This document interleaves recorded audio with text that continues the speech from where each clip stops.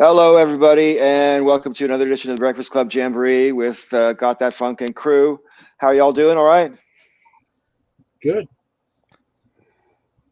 I'm convinced. Hello. Agitated. You're agitated. Do tell, Joe. Do tell. Yeah, just had an interaction with a friend that like it's something that we disagree on, but we kind of playful barbs at, but it never gets too serious because it's one of those things where if we ever get into a knockdown drag out, it could get unpleasant. So we kind of traded little jokes about it, and I really figured, okay, he wasn't really going to get into it because I wasn't planning to. And then he came back with like a very kind of aggressive, challenging kind of comment, and I'm like, okay, so your main points here, yes, I disagree with them, and here in just broad terms why I disagree, and I was happy to let this lie.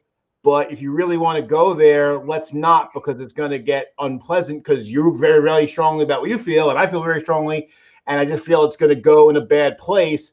Well, that's up to you, dude. And did it go in a bad place? I don't know yet because I don't know if they they haven't responded yet because I just had the interaction was like 10 minutes ago. Right. Fair enough. I don't know if they will. I hope they don't, because again, it's something where I've heard his spiel on it several times. I think it's bullshit, and I seriously doubt he's got anything new to change my mind. Sure. And I don't know, and I doubt his mind is changeable on it based on what he's accepted as a basis for his opinions in the first place. So it would be better off for both of us if he didn't. But whatever. Well, I pity the fool who tangles with you. Seriously, Joe. Right. So before coming on live, we were discussing all week long. They've been sort of playing up who's Joe going to pick, and on MSNBC yesterday they were like profiling 2 people per hour that are on the short list and everything like that. And there was this big buildup about it. And I think Dev Shell there, Rob, was saying that the website said they were supposed to announce today. So. It's prime time right now. There are even betting lines on this. Betting lines. Who do you follow? Who's the favorite? Kamala Harris is the favorite right now. By what sort of odds? Not sure. I just know that she's in the first place as of the articles I was reading before I got on the show. And the new one that I didn't see even placing on the list is Karen Bass is apparently on the short list. And I'm looking at like what sort of news people have been generating just to have something to write. And apparently they're pissed off that when she was talking to Scientologists, she tried to like create some common ground, and she said some nice things about them to their face. And that's other people aren't happy that she said nice things to Scientologists about Scientologists. We're doomed. Please elaborate, Joe. I think I know what you mean, but well, I mean, look, I mean, you know me, Paul. I mean, I have very strong opinions on things, and I'm not afraid to let them out. But I also, we have to exist on the planet together, and like, if I'm going to talk to somebody, I mean, it's a better way to try to convince them is if you can find some common ground, so that neither of you feel so alien to one another that maybe you can try to convince somebody, or at least get along, not kill each other. But the thing is, as I said, for me, things are so dire right now that the last thing that everyone left of the Republicans needs to do is be finding more ways to be pissed off at one another. And because like I said, just say, obviously I know you guys, well, I don't know about Michael, but at least I know you, Rob, and you, Paul, that you are less happy. I'm not that I'm happy about Biden being the nominee, but you're less happy than I am. But basically, my attitude was literally like, I've got my favorites, I got the people I want, but I will carry any of these fucking people on my back if I have to, because Trump is so horrible that, look, we'll get that person in, we'll put pressure on them to get the best we can out of them, and then I'll save the republic, and then I'll deal with the other shit later. So, I'm just kind of, and that's the reason why I was agitated too, because earlier today it was more of that same shit, and I was dealing with some anarchists who, fuck anarchists. I really hate anarchists. I really, really fucking hate anarchists. So yeah, it just has me agitated, and I'm just like, really? If this is the shit we're gonna, you didn't attack somebody, and you were like cordial to them. How dare you? What the fuck is that? And that's coming from me, and I yell at people. What I'm seeing that Karen Bass apparently is guilty of saying is, the Church of Scientology, I know, has made a difference because your creed is a universal creed and one that speaks to all people everywhere. That is why the words are exciting of your founder, L. Ron Hubbard, in the creed of the Church of Scientology, that all people of whatever race, color, or creed are created with equal rights. That's what she said.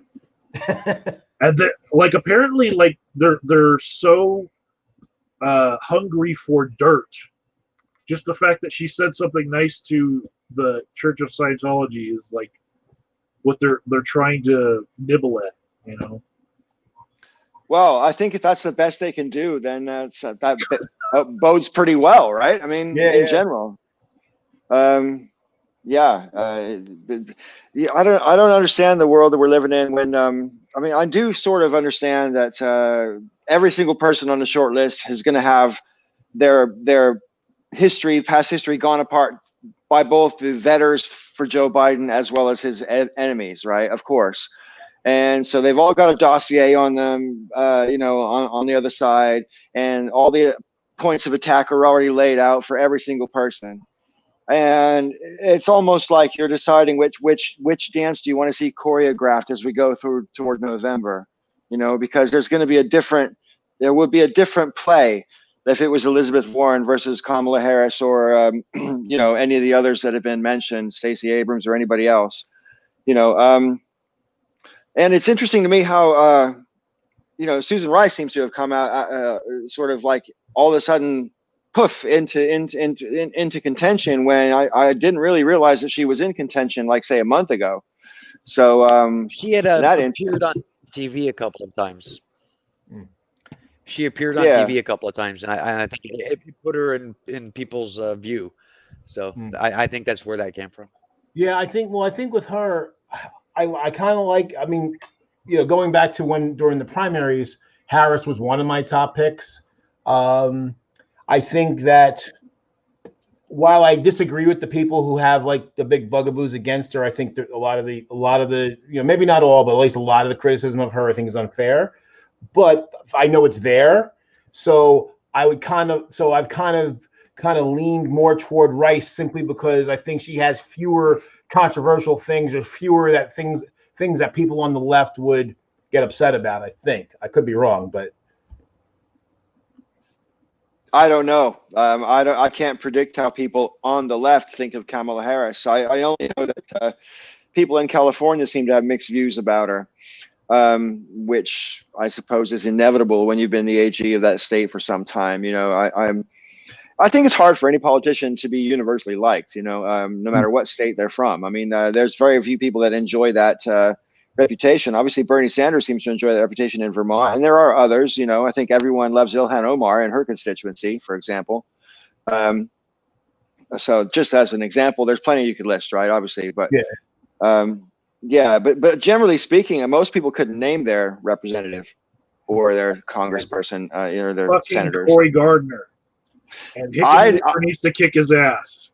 I am going to vote for Hickenlooper for that reason. I'm just stressed at the fact that living in Colorado, I have not seen one pro Hickenlooper advertisement on the TV, and I've seen about 6 or 7 different versions of Gardner commercials. Some of them are anti-Hickenlooper commercials, and some of them are pro-Gardner commercials. But they're all basically, I have had unskippable Facebook ads and unskippable YouTube ads where they're just like 5 or 6 seconds, and they throw out some weird claim like Hickenlooper used funds that were meant for 9/11 victims, and then that's it. And like, I don't even have enough time to like react to like mute it or anything. the ad it's like a 5-second ad, and then whatever you're doing.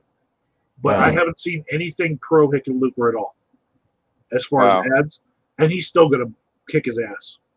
I sure hope so. Well, that's just it, though. Basically, the way these campaigns are is they're judicious with their spending. So if they don't need to spend the money, why do it? I'm not so sure they don't need to spend the money, but I am absolutely going to vote for Hickenlooper. I'm going to vote right down the ticket this time, and that's something I don't normally do. Normally I would be more contemplative about it, but this time I'm just going to go GOP. Fuck no, and that's it. That's absolutely it. As far as I'm concerned, and I know this sounds reactionary and perhaps even extreme, but I think the GOP are a fascist party. No, you're right. You're not wrong at all. And because basically at this point, if they continue to put up with it, and they do, if they continue to make excuses for it, and they do, and worse yet, they continue to protect it, they have to be for, and we know Trump is a fascist and he continues to do fascist things. So now I will say one thing. Actually, somebody, he didn't call the party fascist, but I forget the guy's name, but he's like one of the co-founders of the Heritage Foundation, like ultra right-wing group. When Trump suggested postponing the election, this guy came out and was like, and mind you, this guy was a Trump hater, and then got on board the Trump train, has been protecting Trump, and was on his side up as recently as the impeachment, and came out and said, no, Trump is a fascist, or at least he's behaving fascistically, and he needs to be removed from office. So this is somebody who's ultra right, and he's like, yeah, no, that's fascism.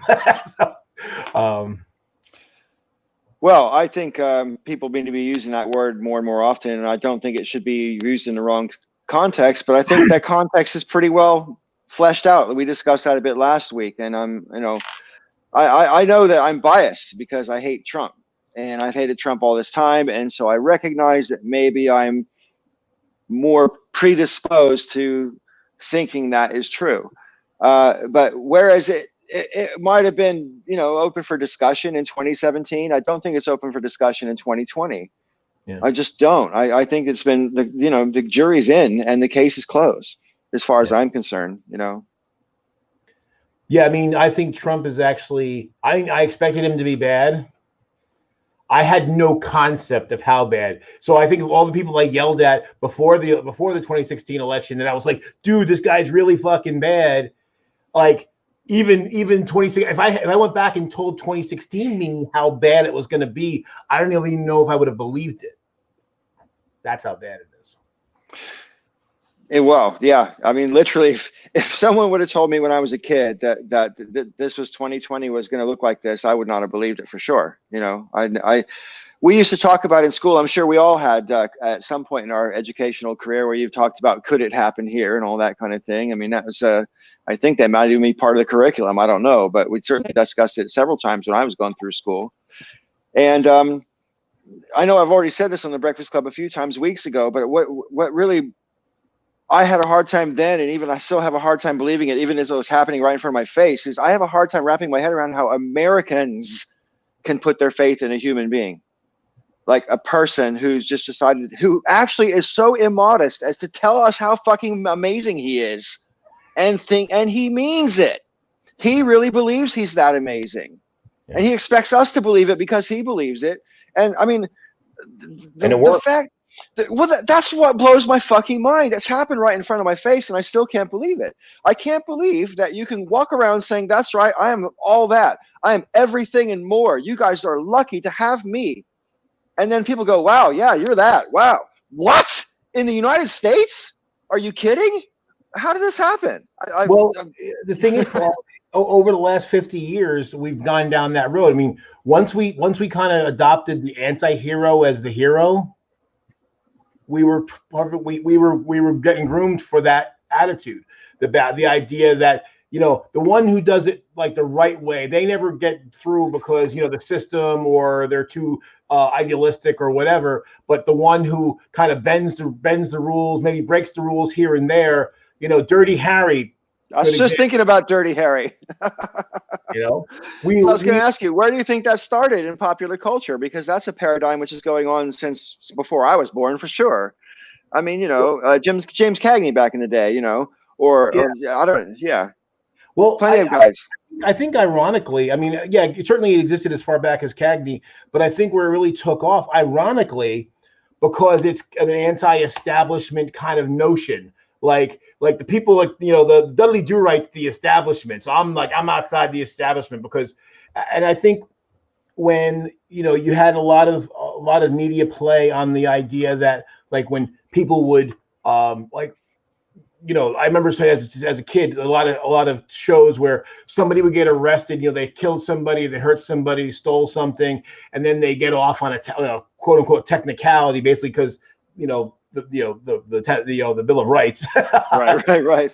And people said, well, that's fundamentally unfair, that we should be denied justice because, you know, somebody made a mistake and, you know, violated somebody's rights. And so we then had to start to build this thing of, oh, well, then, you know, if the system has gotten so weak to the point that it can't stop the bad guys, then the good guys have to become bad.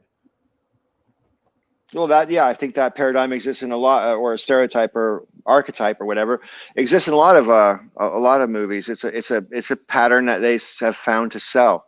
Yeah. Why does it sell is a good question. You know, why do we like the bad guys? Why does being bad make a good guy slightly more appealing? You know, why? Michael, you pick people's brains. You must have some insight into the psychology behind why people are drawn to, you know, wicked behavior.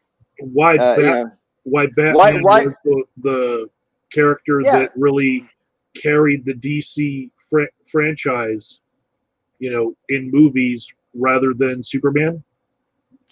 Sure, why not? I've been thinking about that for a very long time, and I haven't come up with a good answer for it. That's an interesting way to put it in terms of those two comparisons as well, because Superman was supposed to be, back in the day anyway, he was Mr. Goody Two-Shoes and, you know, the American way and everything, and Batman would do what had to be done regardless of whether it was scrupulous, you know.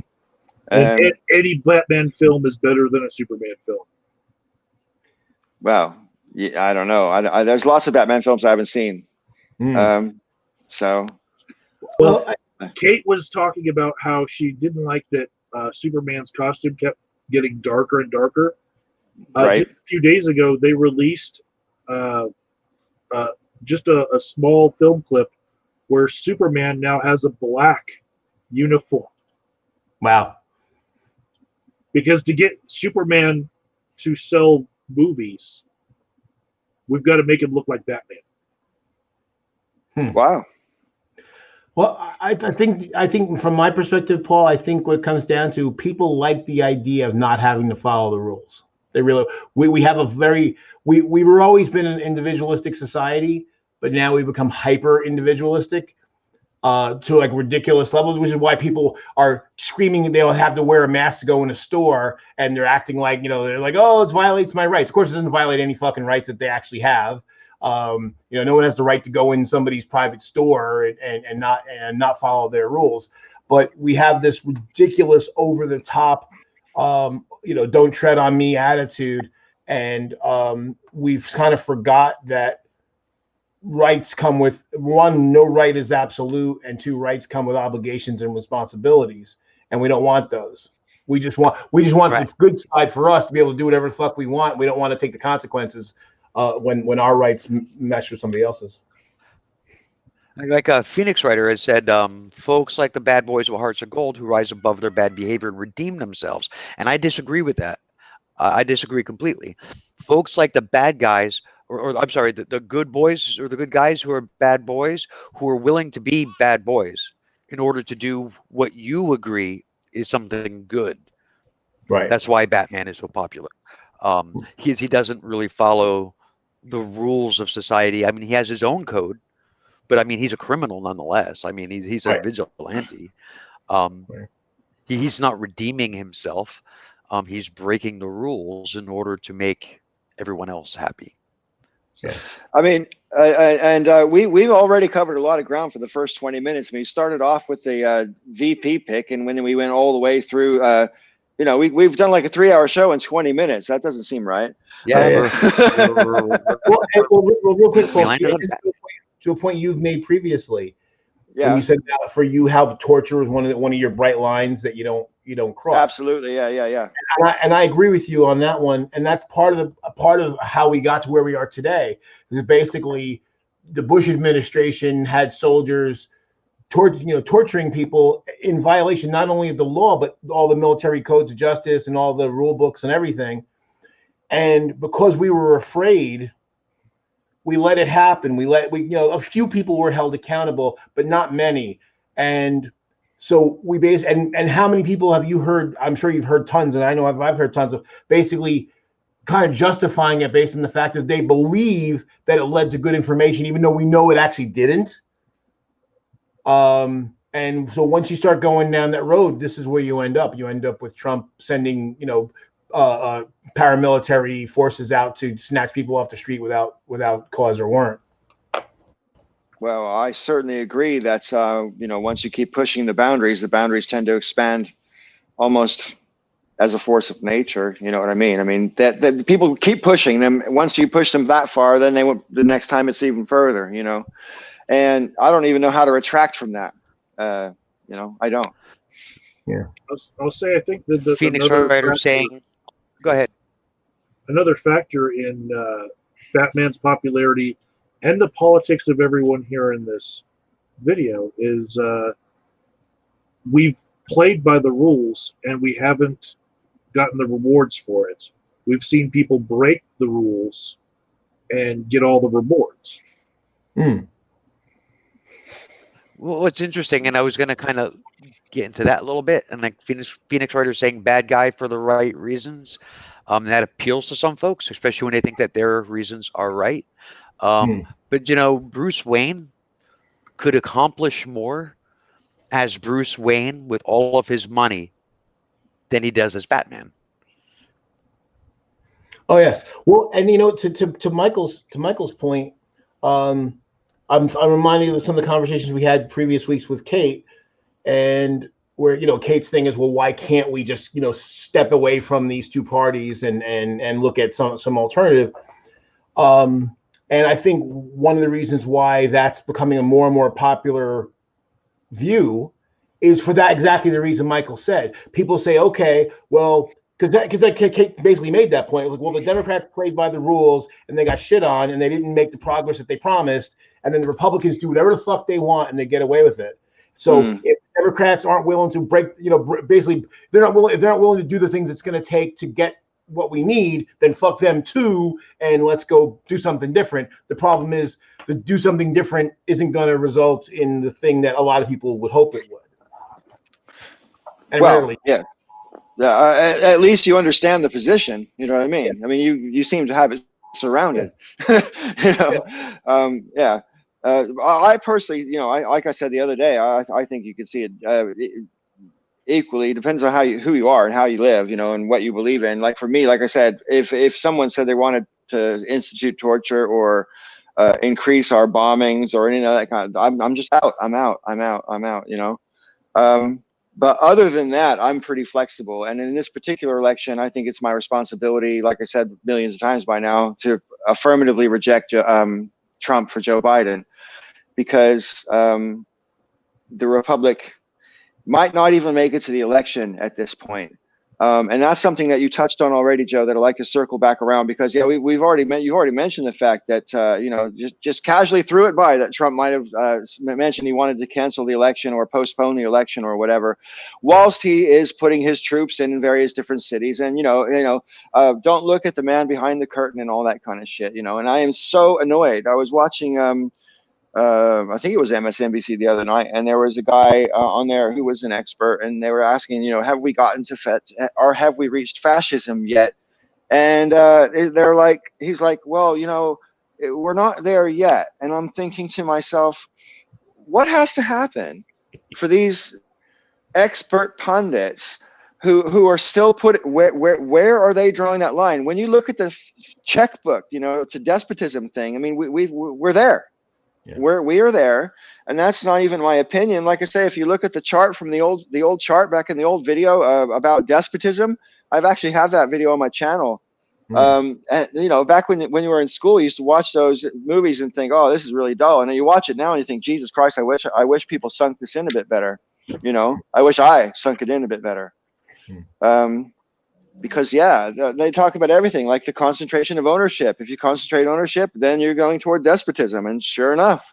Right. So I don't think you can take these factors in absence from one another. It's a continuation and combination of all this stuff. Like I said, the concentration of ownership, especially of the media, but not limited to the media. Also, big pharma, and so on. Eisenhower warned us 60 years ago about the military-industrial complex and not allowing it to be too powerful. He mentioned in 1960 that it affects every single state in the Union. And all by itself, that's a national security issue, And we have allowed, unfortunately, the situation get to the point where those people have more power than they need to have or ought to have, And I think I understand people like Kate, for example, who think that problems like that are so important that we can't fuck around. We got now. Yesterday is too late for some of this stuff, So yeah, I fully appreciate the point of view that the world's on fire and we can't sleepwalk our way out of it. We gotta run. Yeah. Well, that's the thing. I mean, that's why in a way, it's a shame Kate's not here, because I would hope she would hear what I said. Like I don't. As much as I get angry, I don't dismiss the idea, or at least the impetus as to why you say, hey, look, we need bigger moves than what we've been doing. And again, the fact that one side tries to play by the rules and the other side completely doesn't care. And that's what's kind of most frightening to me of the whole thing, is that at some point in the past, the Republican Party had principles. I might not agree with all the principles. In fact, I probably didn't agree with a lot of the principles, but at least they had them, and they had some level of consistency. They clearly don't give a shit. The principles are there. It's window dressing. It's just marketing for them completely. They do not give a fuck about any of the stated principles. They don't even care about deficits. They don't care about all the old school stuff they used to talk about. Fiscal responsibility and personal responsibility. They don't care about any. When they're in power, they do nothing about any of those things at all. They don't even try. So it's become all about power, and it didn't happen overnight. It took 50 years.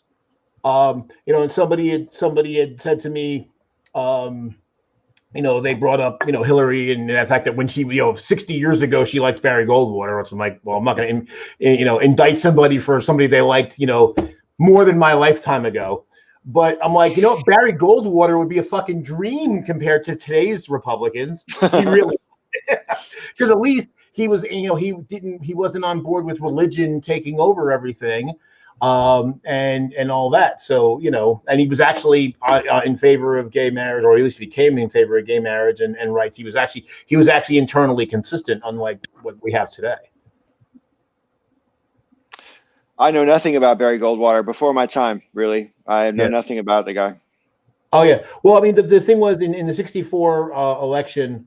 There was a lot of scare tactic, like because basically he was unusually hawkish for as libertarians go, because libertarians tend to be like, hey, tiny military, we don't use it for anything. Fuck it. If it's somebody not knocking on the coast, we're not involved.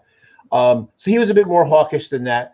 But so one of the ads against him was a little girl playing in a field with flowers, and then stuff's going on, and eventually there's like a mushroom cloud behind her, and the idea is that he's crazy and he's going to get us into a nuclear war. Now, I don't know how fair. I don't believe that was necessarily a fair or accurate description. I think, although I would have voted for Johnson over Goldwater, but still, again, he was not. He had principles, and this was back when the Republicans actually had principles. Sure, and I think the nuclear issue in the '60s was a lot more live than it has been over the past 2 decades or so. I find it interesting, since I'm mentioning nukes, that Trump seems to want to tout the fact that he's trying to get some sort of non-proliferation agreement done with Putin. And this interests me because didn't he just shred a treaty with the Russians like 6 months ago? Yeah. Was it maybe it was late last year? I don't know, but it was a while back. And I don't understand why we needed new treaties when the old ones were working just fine, and so on. And since I'm thinking of it, what do you guys make of the fact that Trump literally will not acknowledge the whole not hostages, they're paying the Taliban basically bounties for and supplying with them weapons? He acknowledged it as far as saying that it's a hoax that the Democrats have come up with. So he doesn't believe that the ransoms existed. But then he goes on to say, hey, we did the same thing. We were arming the Afghanis back in the day when the Mujahideen, was the thing at the time. And, we were arming them against the Soviets. And, hey, so we did that to them. So they're doing it to us. So what's wrong with that? Well, what's wrong with that is they're killing our people. That's kind of obvious. But I'm surprised he doesn't know that that's what's wrong with it. Yeah, I'm not surprised he doesn't know that. Well, I'm surprised that the media doesn't remind him that to his face. The media drops the ball all the time. When the guy did do the first interview where Trump said that, to his small credit, the interviewer looked completely incredulous. Like, dude, what are you saying? But that doesn't work on Trump. Right. Well, unfortunately, and this is another one of those things that took 50, 60 years to put in place. But basically, the right wing has been attacking the media for supposed bias for 60 years at least. And so the media, and look, I would say the medium is probably a little bit to the left, but they're so paranoid about the charge that they're biased that they jump through ridiculous hoops to show how not biased they are. And in a way, they end up actually being biased the opposite way, because they won't hold somebody's feet to the fire that's not the same level of scrutiny to say, hey, what you just said is bullshit. If someone says something that's bullshit, you call them on bullshit. That's not being biased, assuming that if you're correct. I respectfully suggest that you've just made the argument that there is no left-wing media without really meaning to, because if they accidentally or through the desire to not look biased, in fact, end up biasing the right, there is no left-wing media. Agreed. I absolutely agree with that statement. So I'm not even sure there ever really has been left-wing news media as such. The Hollywood, sure, Hollywood left-wing, yeah, Hollywood. More left-wing movies get made than right-wing movies, although there are such things as right-wing movies. I think a few weeks back when Kate was on, she mentioned Red Dawn. That's a really good example of a kind of very sort of gung-ho Americana sort of conservative view of the Cold War. The kids could win the Cold War. Totally. Right. The Russians came with nuclear weapons and invaded, but the kids shrugged them off with some rifles and some clever tactics. You just reminded me, Paul, of something that I saw a number of years ago that kind of finally opened for me gave me some understanding as to people in Middle America that are so pro-gun. And it's the same notion, is that basically it was basically one of the last battles of the Old West that, you know, before they actually had like real law and order. And so there was these 4 gangsters, and I forget their names, but they're brothers, and they decided they were going to retire. They'd gotten a fair bit of money, and they were looking to do one more score. So they roll into this town, and they hold up the bank. And the citizens of the town, because there basically is like a lot of Old West towns, you know, it was like there was one sheriff and maybe a deputy. That was it for law. So they were not prepared to deal with this, you know, heavily armed, coordinated, organized gang. So the citizens rose up and stopped the bank robbers. And I realized, and near the end of the episode, they start talking about how, oh, this story has been told every year in schools. And it hit me like, oh, that's why they have this like belief, like, I need my gun because I'm going to be the one that's going to stop the crime. It's like, no, we have a police force for that now. We don't need you to be, you know, a vigilante. You know, you're not Batman. So the whole good guy with a gun thing basically is what you're saying. Right. And Red Dawn's just a larger scale example of the exact same thing. I agree. 100%. Yeah.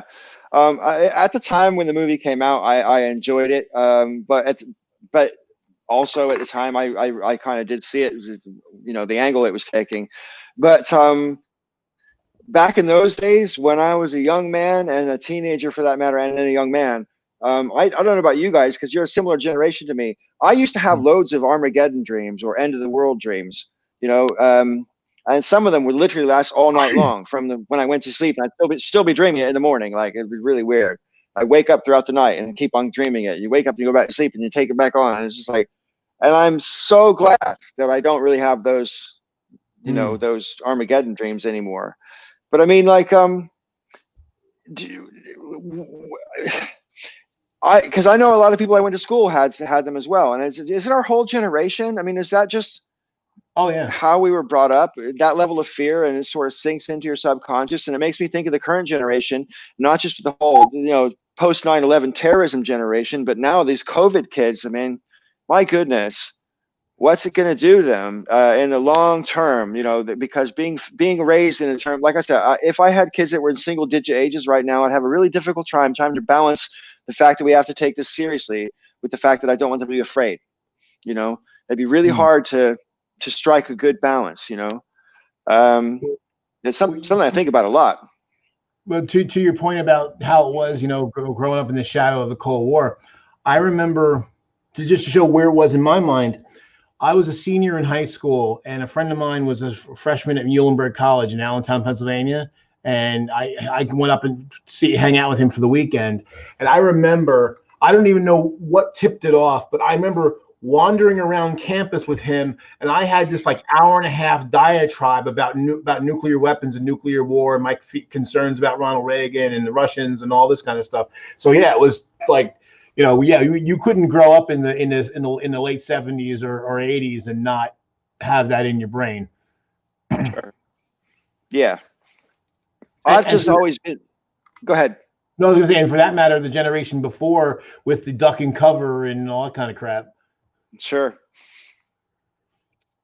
Well, I'm old enough to remember lessons in high school where we were taught about how to survive a nuclear war, which just to me at the time even was a hilarious concept, because my argument was then and still is now, I would prefer the bomb to drop directly over my head so that I don't have to deal with the consequences, because the consequences are too dark to contemplate, really, you know? But yeah, so cheer up, everybody. You know, nuclear war hasn't happened. That's the good news. The bad news is, and this is something I've been saying ever since the end of the Cold War, those bombs are still in silos turned on and pointed at cities. You know what I mean? So this feeling of safety that I let myself to believe shouldn't really exist. You know what I mean? But for some reason, now that they changed their flag and they're no longer officially the enemy, we don't talk about how they want to kill us every day. Suddenly it doesn't seem to matter as much if there's bombs pointed at cities and they're turned on and ready to fire. Well, that's just it, though, Paul. Is that they're not. That was the thing. Is that they basically removed the targeting. Of course, the targeting can be put back in a matter of minutes, but that's and there's fewer warheads now than there were back then, probably about 50%. But yeah, there's still enough to fuck up the world.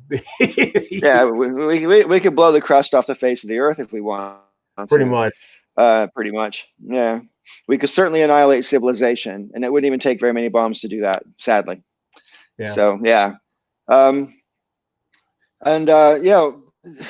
Like I say, I'm quite glad, obviously, that the nuclear threat doesn't seem to be as great as it is. But then again, I think about who the president is at the moment and how desperate he might be between now and November. And God help us if he gets another fucking 4 years. Because if he does get another 4 years, I have absolutely no doubt that he will let a nuclear weapon off at some point. I know he's wanted to. I mean, he wanted to nuke a hurricane, so. Right.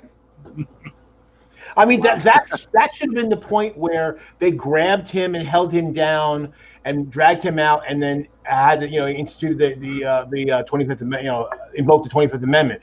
I mean, he wanted to nuke a fucking hurricane. You're not fit for office. I mean, and look, like, I can't picture the time when it would be right to set off a nuke, but I guess I could intellectually think, okay, maybe there's a scenario I didn't think of that said it might make, but trying to blow up a hurricane is never going to be one of them.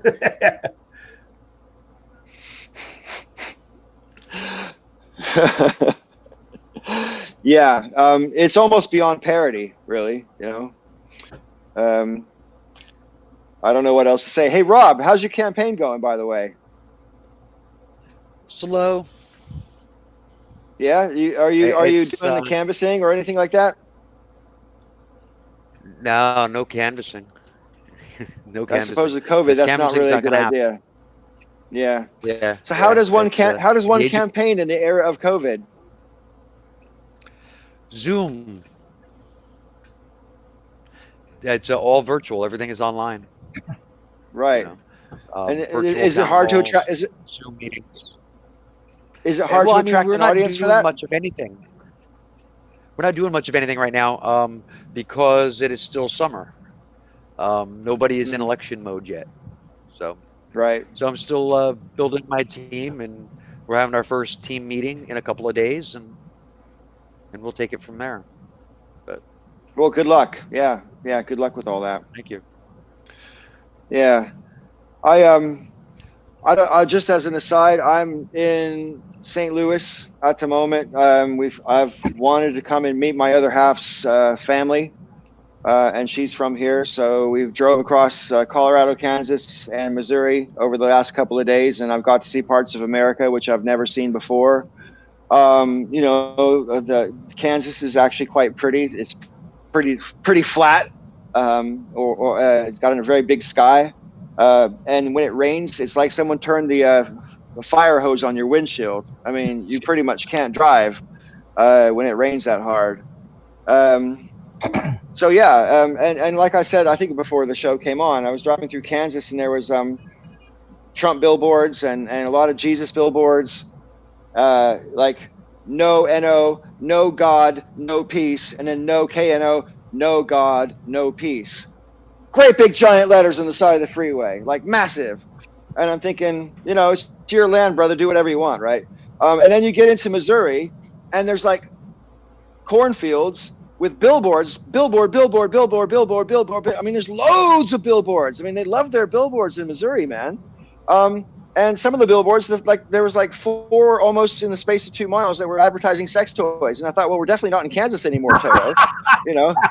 Because, it was all Trump and Jesus billboards in Kansas. So, yeah. You reminded me of when I had to go to Texarkana. And it turns out there's a Texarkana, Texas, and a Texarkana, Arkansas. The thing is, the county that Texarkana is in is a dry county. So there's a road called State Line Road, and it is the state line. So one side of the street's Texas, the other side of the street's Arkansas. And on the Texas side, because it's a dry county, it's like Bible stores and Jesus stores and all this kind of shit. And then the other side of the street, it's porn shops and liquor stores and gun stores, and there's a whole lot of Texas license plates in the porn shops and the liquor stores and the gun stores.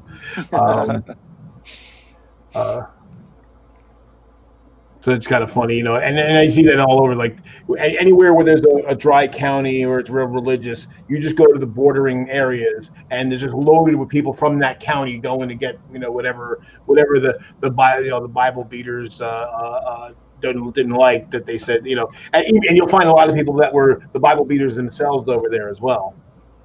No doubt. Yeah. Sorry, I lost my train of thought. I was going to say something else.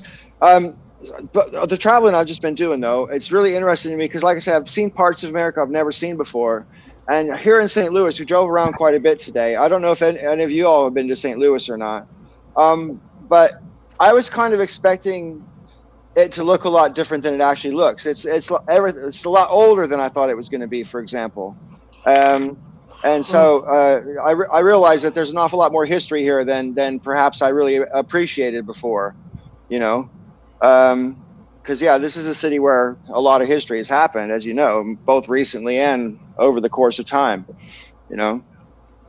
And today I went to the Arch, and it's a lot bigger than you think it is. When you see it in pictures, it's a lot bigger than it looks. Yeah, I was there years ago. Yeah. So anyway, that's my little diversion off on a personal note. But yeah, so this whole thing about postponing the election, I mean, obviously everybody knows that Trump doesn't have the power to postpone the election, but having the constitutional power to do it is not the same thing as having the ability to do it, right? Because Trump could postpone the election simply by making the election unworkable. And I'm going to make the point, I think it was Congresswoman Jayapal made the same point, but I mean, we can put people on the moon 50 years ago. I think we can hold a free and fair election, or we should be able to hold a free and fair election. And I agree with that sentiment very much. And I don't know. It seems like the media even is basically saying, oh, Trump is saying this, so now we're talking about it, so maybe it's possible. No, the election's on the 3rd of June. It's irrevocable. It can't be November, the 3rd of November. It's irrevocable. It can't be moved. And why are we even discussing postponing the election? I mean, not we, as in the four of us, but I mean, the national discussion seems to be, can he do this? And it's like, well, we know he's not supposed to be able to, so why are we giving him the possibility of maybe being able to? And that's part of the problem of what he does, is that people need to remember. Go ahead, Bob. Go ahead. Good. Well, I was just going to say that people need to remember that the American election isn't an election. The general election is 51 elections. Actually, it's a little bit more than that. I mean, it's 51. Yeah, the overseas as well. Yeah, 53. So the president does not have the power to do that. The states decide if for whatever reason there needs to be something, and regardless of whether or not they decide to postpone the elections for whatever reasons, the date he has to leave doesn't change. So that's certainly true. It's still, his term still ends on January 20th, 2021. Period. I mean, there's nothing he can do about that. So. Yeah. Well, that's the important thing, because that's one thing I think a lot of people don't understand. And although I think we all do, but it's 53 because you got the territories count. They vote as well. Well, they don't get electoral votes. I don't know how that works, but yeah, they so basically states get in. Now so it really comes down to whatever's in those states' constitutions. I mean, it used to be that at one point that states would just figure out, their states' legislatures would pick the slate of electors, and the thing in some states they still could. Not that I want that to happen. That's horrifying. Which states are those? Do you know? I don't know off the top of my head, but I know there are some states still that have that in their constitution. That it's not the first line that they have to do, but it could eventually get there. What I know about Trump trying to delay the election is that Biden predicted it in interviews back in April, and he was ridiculed, saying nobody's going to try that. It's not in his powers. Ridiculed by right-wing media for suggesting that that might be one of Trump's strategies. And then all of a sudden it is one, and nobody's remembering that Biden called that out in April. Yeah. Now all of a sudden they're interviewing a whole bunch of Trump's staff, like AG Barr, and he's saying, well, we haven't made a decision on that yet. It's like, you don't even get to make a decision on that. And right. The press isn't calling it out in the moment because they don't want to lose their connection to that particular member of the cabinet. But they're certainly playing it off as though it might be one of the things that they try. And he has pushed the limits of the powers of the president to extremes that I have never seen before. That's true. Prior to it happening in Portland with unidentified federal agents, he actually was trying to get the military involved in policing in America, and he got a whole shitload of pushback, mostly because most soldiers are trained to know that they can't be used against American civilians. Right? So after getting that pushback internally, he's like, well, what about Border Patrol? I'll just take their Border Patrol insignia off, make them look like they're just police, and I'll send Border Patrol agents in. Yeah. Have them kidnap people. Yeah, because unfortunately, since because their purview is the borders and 100 miles off of each of the coasts. So unfortunately, a large percentage of the population lives within 100 miles of the coast. So they have, but the thing is that they, as we talked about last week, they don't actually have the ability to enforce local laws. They tried to, and thankfully they got pushback. And then again, that's why they did not. When people said, "I want a lawyer," they let people go right away, because if a lawyer got involved, they'd be in deep shit. Yeah, but it's that limbo where people don't know that they need to ask the right person that they need a lawyer. Yeah.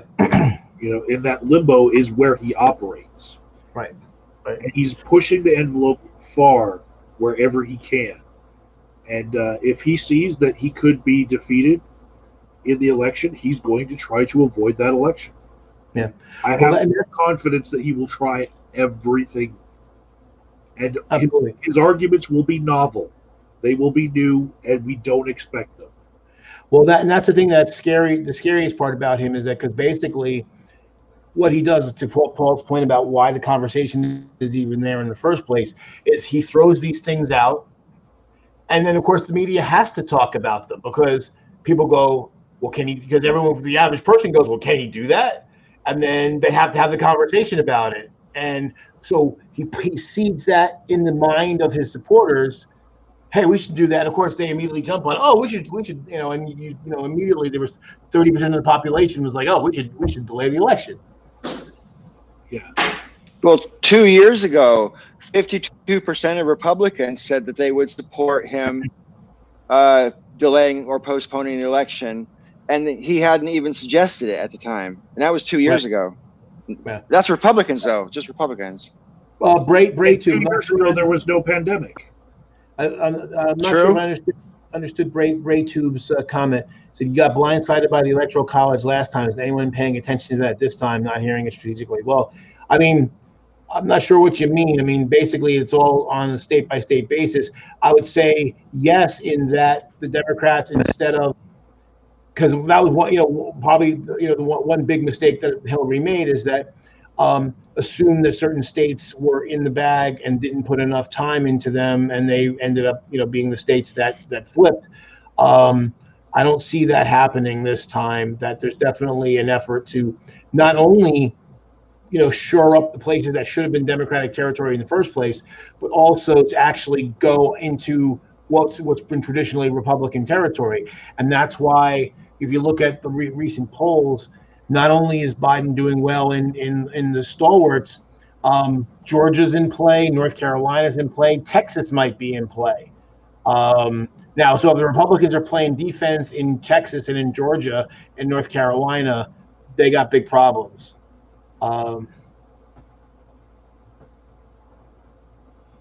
I mean, I've played around with the electoral college counters that you can just move slides and move over different states. I did the same thing before the last election, and I was completely surprised. Like state after state that went for Trump, I was like, stake through the heart. So, have I thought about it this time? Yeah. Of course, but I'm a little bit more ready for surprises. I mean, the good part is sure. But go ahead, Paul. I was going to say, but I mean, last time around, the main thing that carried Trump through was the 3 states of Pennsylvania, Michigan, and Wisconsin, and between those 3 states, it was about a 77,000 vote spread. Whereas this time around, there's a strong probability that Trump's going to lose Florida, which he won last time.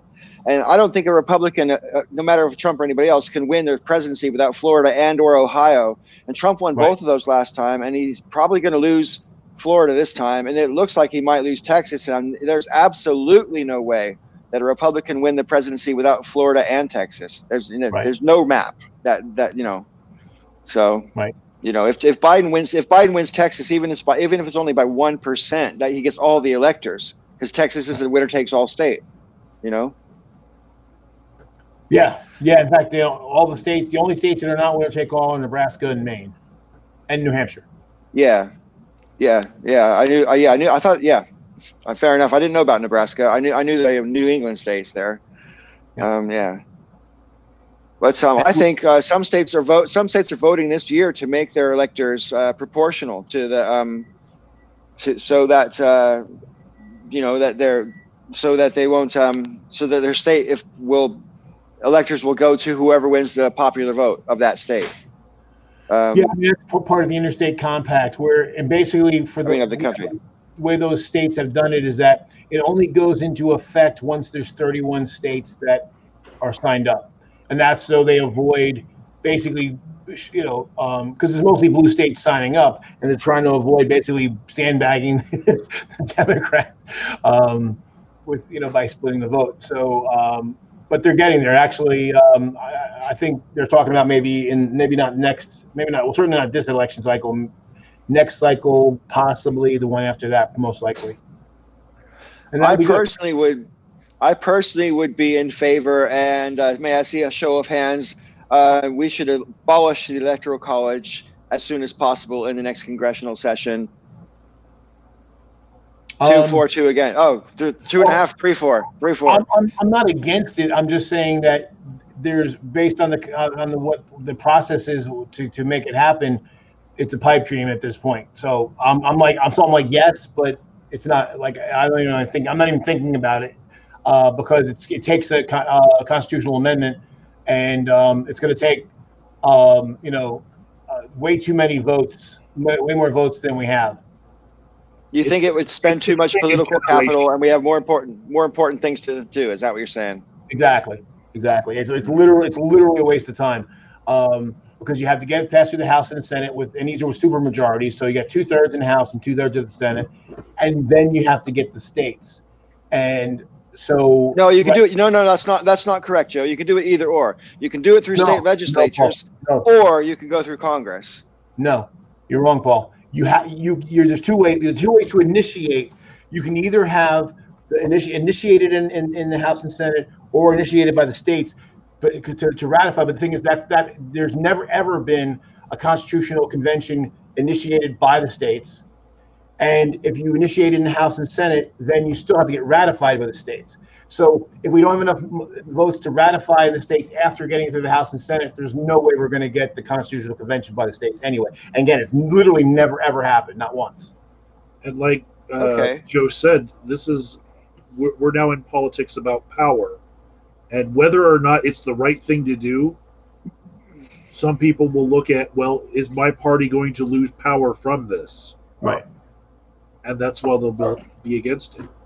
Yeah. The interstate compact is the closest thing we can get, because if you can get that it doesn't get rid of the electoral college, but it severely dampens it, because now what ends up happening is that whoever, like you said, it's proportional, and then whoever gets the 2 Senate votes is whoever wins the state. So it's there, but it's nowhere near as onerous as it is now. Sure. Well, I mean, a lot of times I've had arguments. I had an argument with Brock Lawley once about the electoral college, and he was saying, it's the only way to preserve the power of the rural states and everything, so they don't be disproportionately affected by the more populous states. And there is an argument to make in both ways why the electoral college is unfair, because as a Californian, back when I was a Californian, I should say, my vote would, I have 45 million people, and 20 million are going to vote. So a senator, you need more than half of that 20 million to get the vote, right? So you need 50 and 0.1% or more to get the vote. So as soon as you get 50.1% or more, you win all the electors, right? Boom. But I lost my train of thought. No, in in Wyoming, there's only going to be 250,000 people who vote. So it only takes 125,001 people to elect the president in that, to get all 3 electors in that state. And it takes 400 something thousand people to get 1 elector in California. So a person in Wyoming's vote is 3 times as more powerful as a person in California. So in that way, the electoral college disfavors the rural states, but it also disfavors the popular states in favor of the rural states. But it also disfavors the rural states in favor of the popular states in this sense. And some of the people like Brock, for example, who would say, hey, if it was popular vote, then politicians would only canvass, only go for the more populated states, because that's all they would need to win. But it's already that way with the electoral college, because 270 votes is all you need. And if you get the most populated 12 states plus any other state, you win. Right. So you could literally win the presidency and not even campaign in 37 states. You wouldn't even have to be on the ballot, and you could still win the presidency if you won the most populous 12 states plus 1 more state. So and think about that for a second. If that was ever to happen, think of the outrage that there would be that someone won the presidency and lost 37 states. Oh, and actually, Paul, the argument you're using is actually what changed some variation of it is actually what changed my mind on the electoral college for exactly that reason. Because I had said the same thing as Brock, like, hey, no one will go to the small states, and someone's like, they don't go to them now, and I'm like, oh yeah, you're kind of right. No one campaigns in the 3 electoral vote states. No one does, because it's a waste of time. The person who's the Democratic nominee right now didn't campaign in my state of Colorado, and won it because of Bernie dropping out. And if things go as I would have them go, he'll win after not campaigning physically in 49 states. That's true. But that's because of COVID, though. Yeah. But yeah, he'll prove that you can not physically be places and just have your message broadcast out to them and have the same effect. Just, a little bit more, socially distanced this time. Would it prove that, though? I mean, because I can't speak for anybody from Wisconsin, because I have no friends there, and I never lived there, never drove through there, don't know much about it. But my impression was that Wisconsin was kind of butthurt that Hillary never went there. And or more to the point, I think people kind of expected her to go there, and she never went there. Yeah. And so there was a lot of people saying, well, of course she lost because she never paid any attention to us. I don't know if that's fair a comment or not. Well, I think that's probably a reasonably fair comment, because people don't like to feel like you're taking them for granted. Sure. And what's that? There was a lot of talk while Hillary was running about the blue wall, and Wisconsin was part of that blue wall. And she talked up a lot about, oh yeah, Wisconsin, we're good to go. and then she never campaigned there. So yeah. I mean, people don't like to be used like that and still ignored. She should have gone. Yeah, and that to me is, of all the criticisms leveled at her as far as to what degree she's responsible for the way things went, I think that's probably the best criticism of her, is that, you know, when you take, you know, whether it was intentional or not, when you take people, when you allow people to think, or you know, you create the conditions where people are going to think they're being taken for granted, it's not a good idea. It's not smart. And also, to be quite frankly, to me, like, that's why the best DNC chair that at least in my lifetime that I was aware, when I was politically aware, was Howard Dean. And it was funny because I did not like Howard Dean as a candidate, but man, he was a damn good DNC chair, because he ran with the 50 straight strategies. So that's what. So when Obama got elected in 2008, he's like, we're going to campaign everywhere, and even the places that we don't think we can win, we're going to show up, because that's where we're running to be the president of all 50 states, not what you said, the 12 plus 1. So, and it made a difference. He won North Carolina, and you know, Democrat hadn't won that in a long time, and that made a difference. You're muted, Paul. Yeah. Oops. I know for sure that if I was going to run for president, I would run in all 50 states. I mean, it doesn't matter whether you think you can win it or not. Like you say, you got to show up. So I think because of the COVID, though, that does make an exception, Michael, because everyone's in the same boat as Joe. Everyone's more or less stuck at home. I mean, certainly, maybe they aren't so much now as they were. I don't know. I mean, obviously, Rob, you stay home a lot anyway, so maybe you're not as aware. But I mean, do you go out and about much, guys? I mean, is it as bad now as it was? Are people staying at home as much now as they used to, or is it just like summer where you are and it's normal? No. Well, go ahead, Rob. You want to go first? No, people are still kind of people are out and about, just not as much, not doing stuff in like large crowds and stuff. Like I go out every single day. You know, right. I mean, so I am not like locked in. But anywhere I do go, I wear my mask, and most businesses are open. So I can't even think of anything that's actually closed. You know, places where we're going to have large crowds. That's it. Everything else is open. Everything is operating. Yeah. Everybody's wearing a mask. Yeah, same here in Central Jersey. And I actually went out today. My mom's in a nursing home, so periodically, usually like once a month, sometimes more, I'll bring her something, you know, pick up lunch for her and something special, because instead of having institutional food all the time. And after I dropped it off, she wanted Burger King, so I dropped that off, and then I went and got Indian food. I just picked it up and brought it home. My favorite Indian restaurants are open again. They have tables set up outside. So and with the tables distance and everything like that. So yeah, most things are open, but there's not a lot of people out. People go out, do what they have to do, and they get the fuck home, and they wear masks. And that's the big difference here, because you know, all this talk of opening up the economy, even though we're technically still under the shelter-at-home order, most things are open, but people are being smart, and as a result, COVID's been receding very rapidly in the state, because, as you know, you would think in a state like New Jersey where everyone's got an attitude, but actually we're like not fucking idiots, and you know, and we wear our masks, and so things are getting better. That's good. What about you, Mike? Well, I've seen a marked difference between how people are treating it in Walmart versus Whole Foods and Sprouts. Whole Foods and Sprouts, they're going to enforce the mask rule. Walmart just puts a sign out front that says masks are mandatory, and they don't stop anyone when they come in without a mask.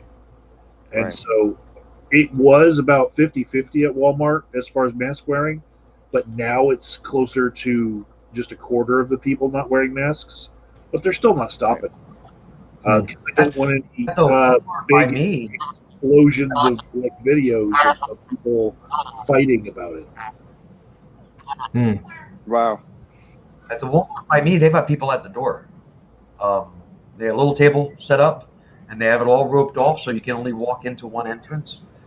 And they've got people at the door making sure you have a mask. That's the way Sprouts is here, but Walmart is not that way here. I see about 100 clients a week in group therapy, and I usually ask the question, "What are you doing for self-care?" In this past week, just to start off the whole group. And there has been a very big shift in what people do since the shutdowns. People got more obsessed with being out of their house while they were told to be in their house. And so they would find reasons to go out to exercise. The gyms are closed, so people are running out on tracks. So when you go out and look at the parks are full of people because there is nothing else to do except for exercise. And there's been this explosion of people hiking and camping, and you look at the hiking trails, and you don't see people like wearing masks all the time. Maybe they'll wear masks when they're around a place where other groups will congregate around them, but they might even pass other hikers without having masks on. But you see a lot more usage of parks and open spaces now. And so if you're driving around looking to see if there's people staying at home shutdown, what you're seeing is people in the parks and people running on the streets, and jogging. And when they didn't do that before, people are a lot more worried about their health. Not so much with regards COVID-19, but they're kind of using this time as, let me work on some physical fitness. That's good. Well, where I live in Colorado, if you see someone on a bike, you think they're insane because they're already at the top of a mountain. And so whether they're going further up or going further down, either way, I think they're fucking nuts because, they had to come from far away, either like that or like that. Neither is easy on your legs when you're on a bike. And I don't know. I admire people like that. Anybody who's that much into their fitness, I applaud you. I bow down in obsequious awe, but I personally think it's nuts. It's a plague around the Boulder area and around Red Rocks. Red Rocks, it's horrible because there are switchbacks on the mountain where you can't see the bike coming around the corner, and there are bikers who are fearless. I mean, I'll run you over, but these guys are like, no, you won't. Morrison is horrible. Red Rocks is horrible for that. Right. Well, and in the canyon that goes up toward where I live, they're rebuilding the roads specifically for the bikers. And they're dynamiting huge amounts of granite off the mountain to make this. I mean, can't imagine how many millions of dollars they're spending on this fucking bike trail. And so I hope that, you think about how much money they spend on it per biker, and then you have to spread that over like 50 years of bikers before it's like, $100 a biker. I mean, it's so much money, to blow up a mountain and build a trail, alongside a river. I don't know, but it's kind of funny because they say they're supposed to be done by the end of September, and you look at it and you're like, nah. Hear me out though. The places that have hiking trails and biking trails that are built up by the county are the counties that are going to be voting blue. Yeah, probably so. And quite frankly, places like Boulder with Chicago University, obviously, and there's obviously, it reminds me a lot to physically look around Boulder. It reminds me a lot of Santa Rosa, where I come from in California, because it was clearly sort of built up a lot in the sort of 90s and noughties, quite a lot, and it really shows. And it's one of those places that it's a sprout town that's growing into itself over the next 20 or 30 years, And I think the bike trails are going to be part of that because that's the future, There's the domino effect that even comes from neighborhoods getting sidewalks. Just the fact that there are no sidewalks in a place makes a place more rural and more likely to vote for Trump. So the more they invest in putting sidewalks, bike paths, and everything, that has effects for generations. Bike paths make Democrats. We have no side. I live in a rural area in New Jersey. We have no sidewalks. We have no bike paths. We don't have any of that. And, You know what? Are the roads paved, Rob? Are the roads paved? Some of them. Most of them. I'm serious. I mean, some aren't. I mean, most of them are. Oh, the road I lived on. The road I lived on is not paved. Yeah. Yeah. Yeah. So, but yeah, I mean, the kids here when I was growing up, and they still do it. It's just not as common because actually there were fewer farms here than when I was a kid. But I mean, we did things like run through the cornfields and steal pumpkins from the pumpkin patches, and everybody tells their story about cow tipping, and they're all lying. They're all lying. Cow tipping isn't really a thing. But yeah, but we live in rural America. The suburban legend of cow tipping is something that is kind of universal. I'm really disappointed. I thought cow tipping was real. Wow. You can't push over a cow when this is. They usually sleep lying down anyway. I grew up on a ranch, right? We had cows and horses, and so I'm surprised I never tried to tip over a cow. I'll tell you something true though. When I was a kid, my granddad, we got a brand new calf, right? And my granddad said, "Paul, you got to pick up the calf every day." And he said, "If you pick up the calf every day, when it's grown up, you'll be picking up a steer." I'm like, that sounds reasonable, but there has to be a day that you can't pick the cow up anymore, right? I mean, if you pick it up from the day it's born and you pick it up every day, you would think that you could keep picking it up, right? But at some point, it's going to get fatter than you are strong, right? I can't believe I stumped the group with that one. Yeah, eventually it's going to get too heavy for you to lift, or you're going to, even if you continue to get stronger, right? There's going to be a practical limit. Yeah. So, yeah. Paul, there's qualifiers for the World Cow Chip Throwing Competition that will be held in Greeley, right? Greeley is famous for their slaughterhouses. It's a giant, very rural county, and so they have qualifiers there. Then we'd have to go to Oklahoma, right? But this year, we can't do this together, Paul. We cannot enter the cow chip throwing contest because of germs. They're not going to have a crowd. They're not going to have a competition. They're just going to cancel everything that has to do with the throwing of the cow chips because of some other germ. Yeah, they weren't worried about the fecal bacteria. Yeah, no. Clearly not. Well, real men don't fear small critters, Right. Well, just don't try the Rocky Mountain oysters. They're not oysters.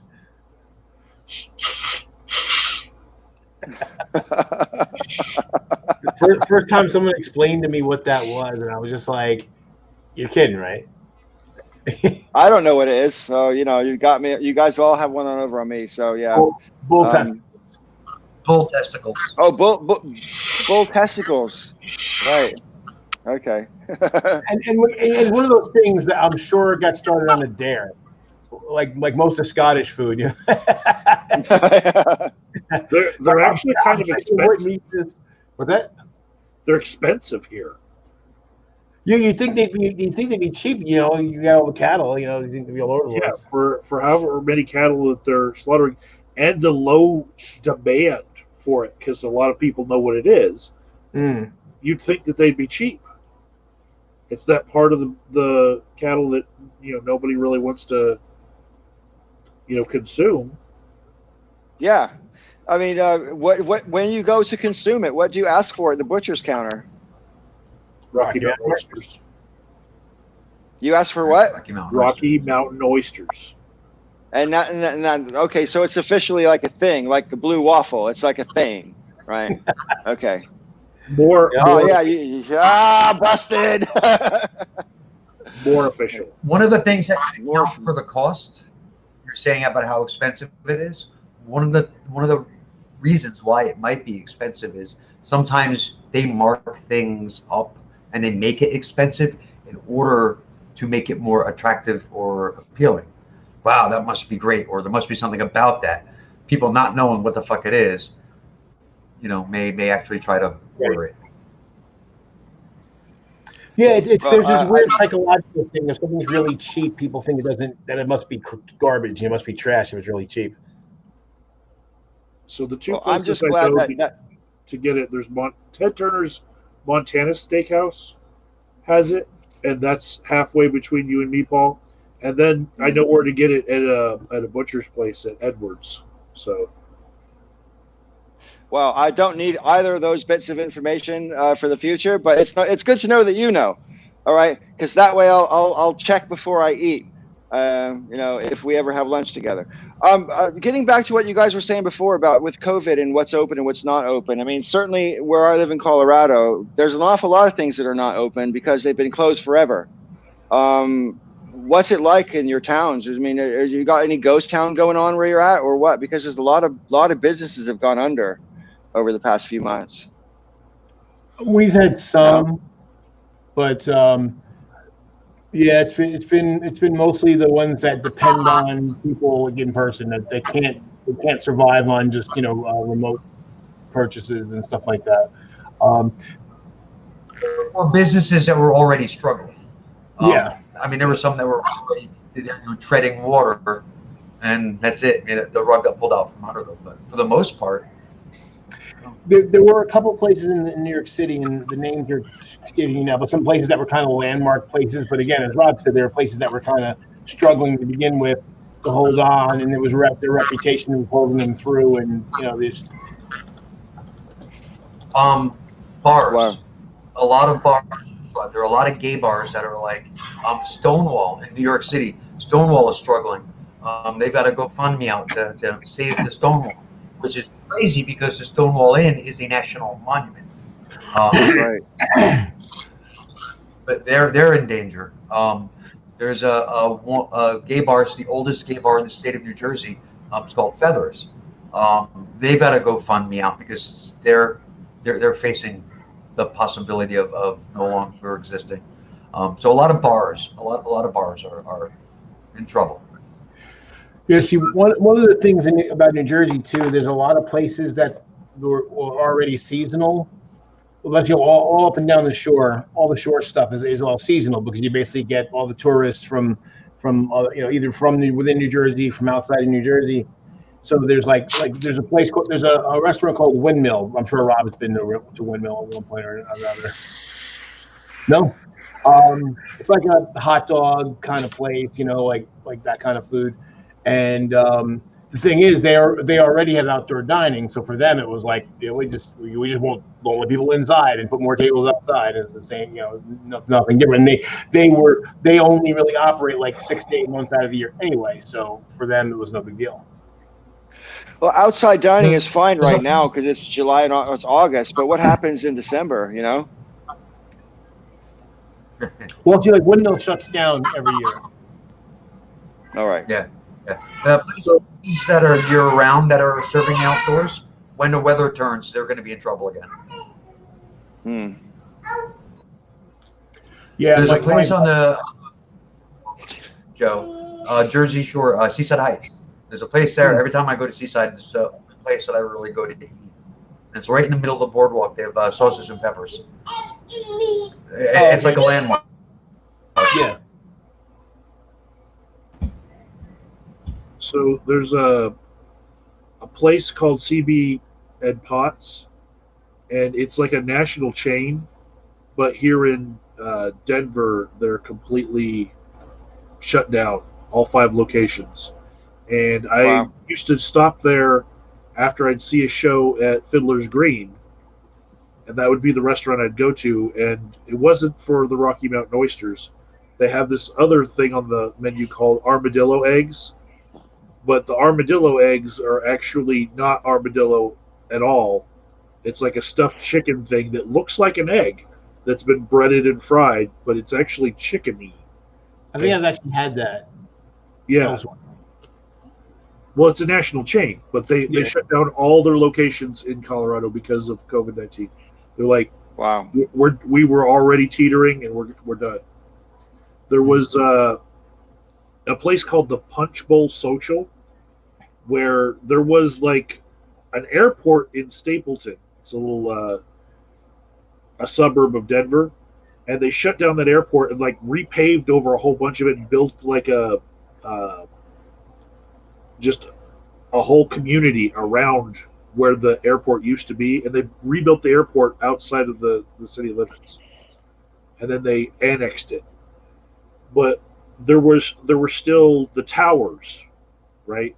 And so the towers became part of this new restaurant called the Punch Bowl Social, and that's completely gone under. Yeah.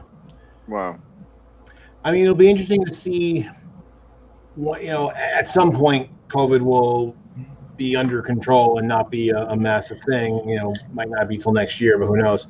But whenever it does happen, it'll be interesting to see what comes up in its place, because people are going to, whatever got out of business, that people are going to need that stuff again. Somebody will come up and provide it at some point.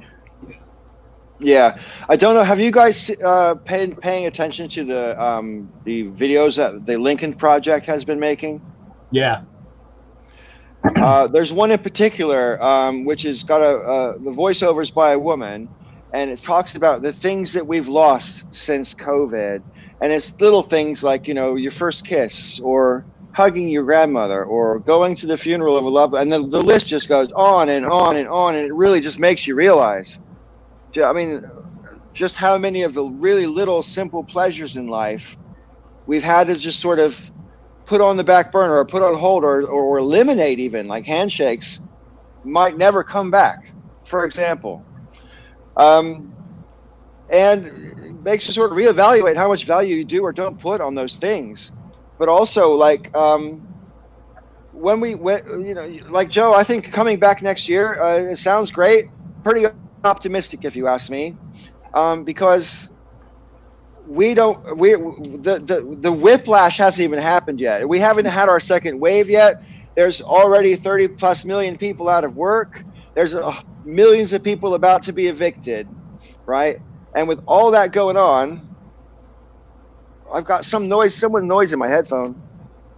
Anyway, with all that going on, I think the next year, 2021, is going to be the hardest year any of us have ever lived through.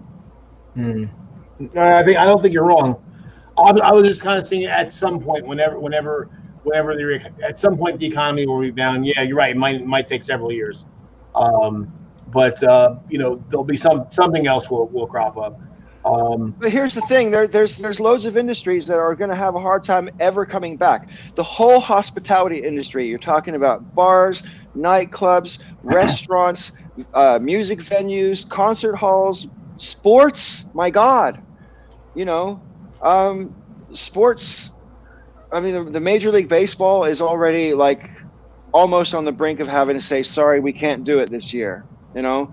Basketball is going to give it the college try, as it were. But again, they might get 2, 3, 4 weeks into the process and find out that it's not doable. And so much money rides on sports. Our economy has already contracted by a third since the pandemic began, which is obviously historically unprecedented. I think the Depression, as it will be known 20 years from now, we haven't really acknowledged that we're in it yet, but we're in it. And it's only going to get worse for the next 2 or 3 years, because there's not going to be a bounce back, because everybody's already been completely drained of their funds. No one has any extra funds. No one's going to have any place to live, jobs are going to be so, like, the ones that you can get are going to have so much competition for them that there's not going to be upward pressure on wages, which there should be, because right now, more than ever, we should be realizing that people who are essential workers need to be getting paid better, especially during this time when they're risking their lives to go to work. You know what I mean? As far as there should be a major labor movement, but I think the opposite is going to happen, because unfortunately, so many people are going to be desperate for work and desperate for accommodation, and will work for the rest of the 25 an hour or whatever your local minimum wage might be. Yeah, at the beginning of all this, I I remember saying that when everything opens back up, we're pretty much going to bounce right back because there's just a pause on the economy. Well, that's not going to happen. I was wrong, but not because I was wrong, but because we didn't do what we needed to do as a country. We didn't all follow the same fucking rules. Yeah, and back then everybody was talking about a V-shaped bounce. Right. Yeah, it's not going to be a V. See you know, and you're right, Paul. As far as labor goes, I mean, the thing is, I think whatever shakes out, again, and it's going to take years to figure out what that is. I think that this will be probably not only will next year probably be the worst year that we've ever been through. You know, that we four have been through. But I think that there's going to be fundamental changes, and I don't even think we can even have imagined what they will be. And so I think, but this is probably going to be probably the most transformative event to ever happen during our lifetime. One of the things that I've noticed is, I don't know if it's happening where you guys are, but where I am, a lot of places won't take coins anymore. Here in Denver proper, they will accept coins. They just don't give them out for change. There's a national coin shortage. Okay. Yeah. Yeah, we haven't had that. Okay. At least places I've been going, they still give change. Right. I don't really want the coins. So very often I tell them if they've got the little tip thing, I just tell them to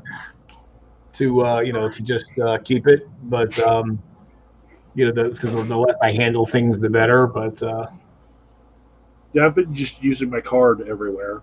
But I have the cash that I pulled out of the ATM, thinking that there might be a run on the ATM. Back when we were doing the whole toilet paper order thing, I still have that cash in my wallet. The only thing that I would use it for would be to tip my barber, who I'm not going to regularly because of the pandemic. So I have tip money in my wallet. And every other way that I would tip someone, you can just add it with the app.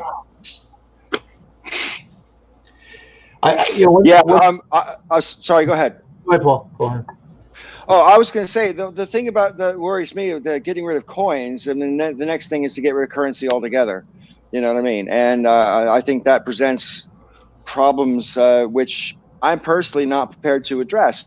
You know, I think it's important to have currency. It's important for people to be able to trade amongst themselves, irrespective of official, where you shouldn't have to have a receipt for every transaction, for Christ's sake. You know what I mean? I mean, if I sell some CDs or some records on eBay or whatever, you know what I mean? I should be able to, well, that's not a bad example because that's not actual cash.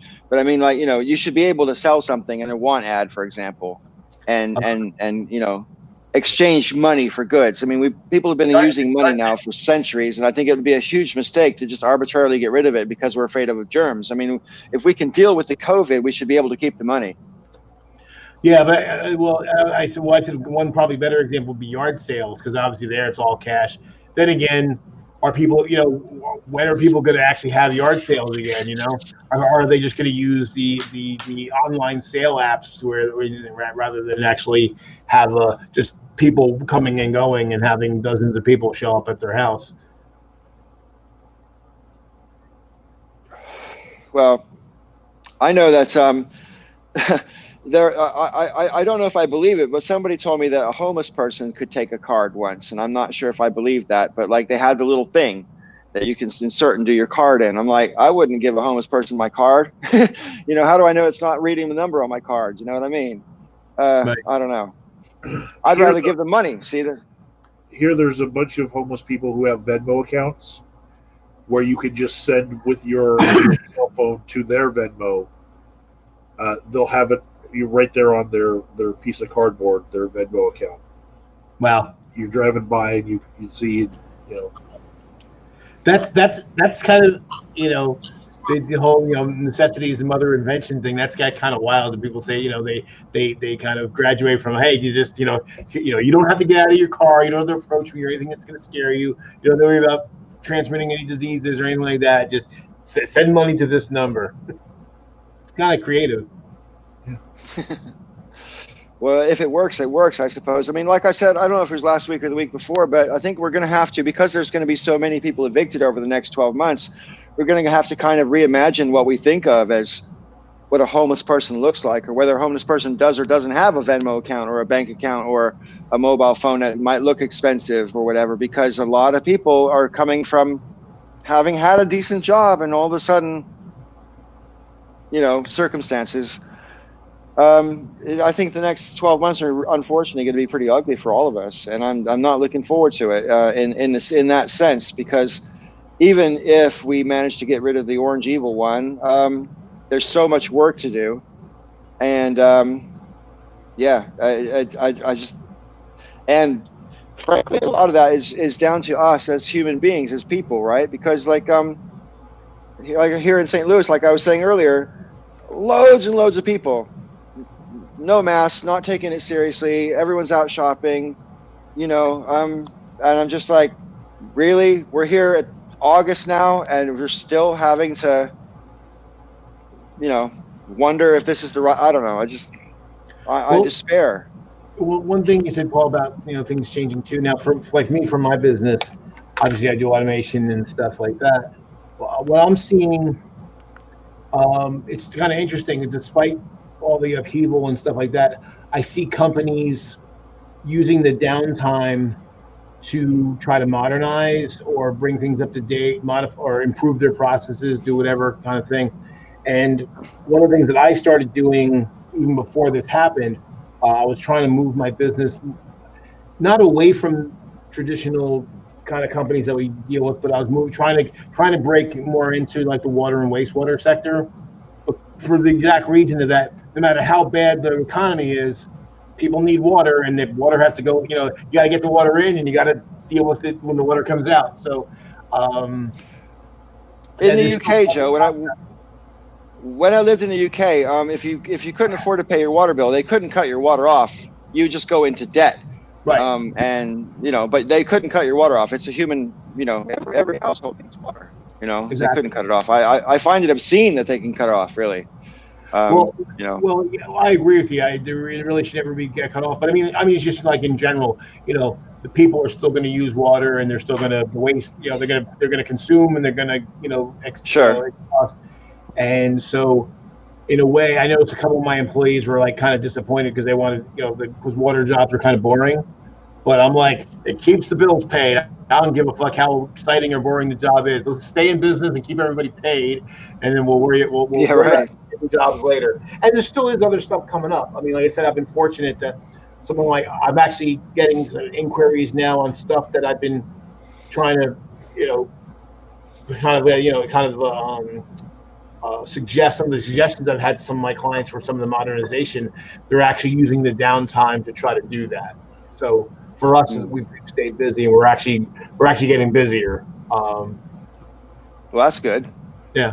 What I've seen in the restaurant sector with my clientele and just see in general is that they've put half of their people laid off just so that they can get the extra $600 while the getting's good. Right. And they gave them straight layoffs, not caring about what it's going to do to their unemployment insurance rate that they have to pay. They're like, no, let's do the right thing and just give them straight layoffs and just keep as many people as we can keep good hours for, And so the restaurant, the kitchen staff will be there, and there'll be like one waitress and one person running the cash register, and that's it. And everyone else laid off, but they're keeping the business going. Mm-hmm. So you can DoorDash, and try to keep all these local businesses alive, but DoorDash is not enough to keep all of their staff.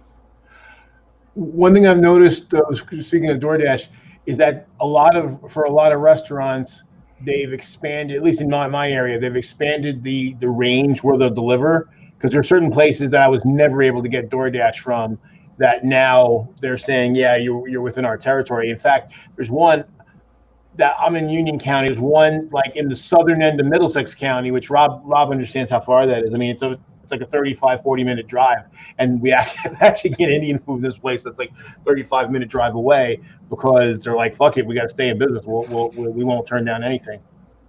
Yeah, there's a place around Castle Rock where I looked it up for somebody who was like, I can't get anything. I was like, wait a second, let me go to the DoorDash website and put in your address. I'm like, there are 60 different restaurants that will deliver to you right now. Wow. You know? And most of them were from the Denver area, and Castle Rock's like an hour away. Wow. Oh, the one thing I noticed, and maybe this has kind of helped in that regard, because there's so much less traffic on the road, a lot of things that would have been a kind of an onerous drive for somebody to come out are not as bad because there's just no traffic jams, or very few. I know that the bars have not recovered, even though the governor said, okay, well, now you can not just sell liquor for takeout, but you can actually sell it delivery now from a bar. Wow. And nobody's buying their liquor from the bars. Why would they?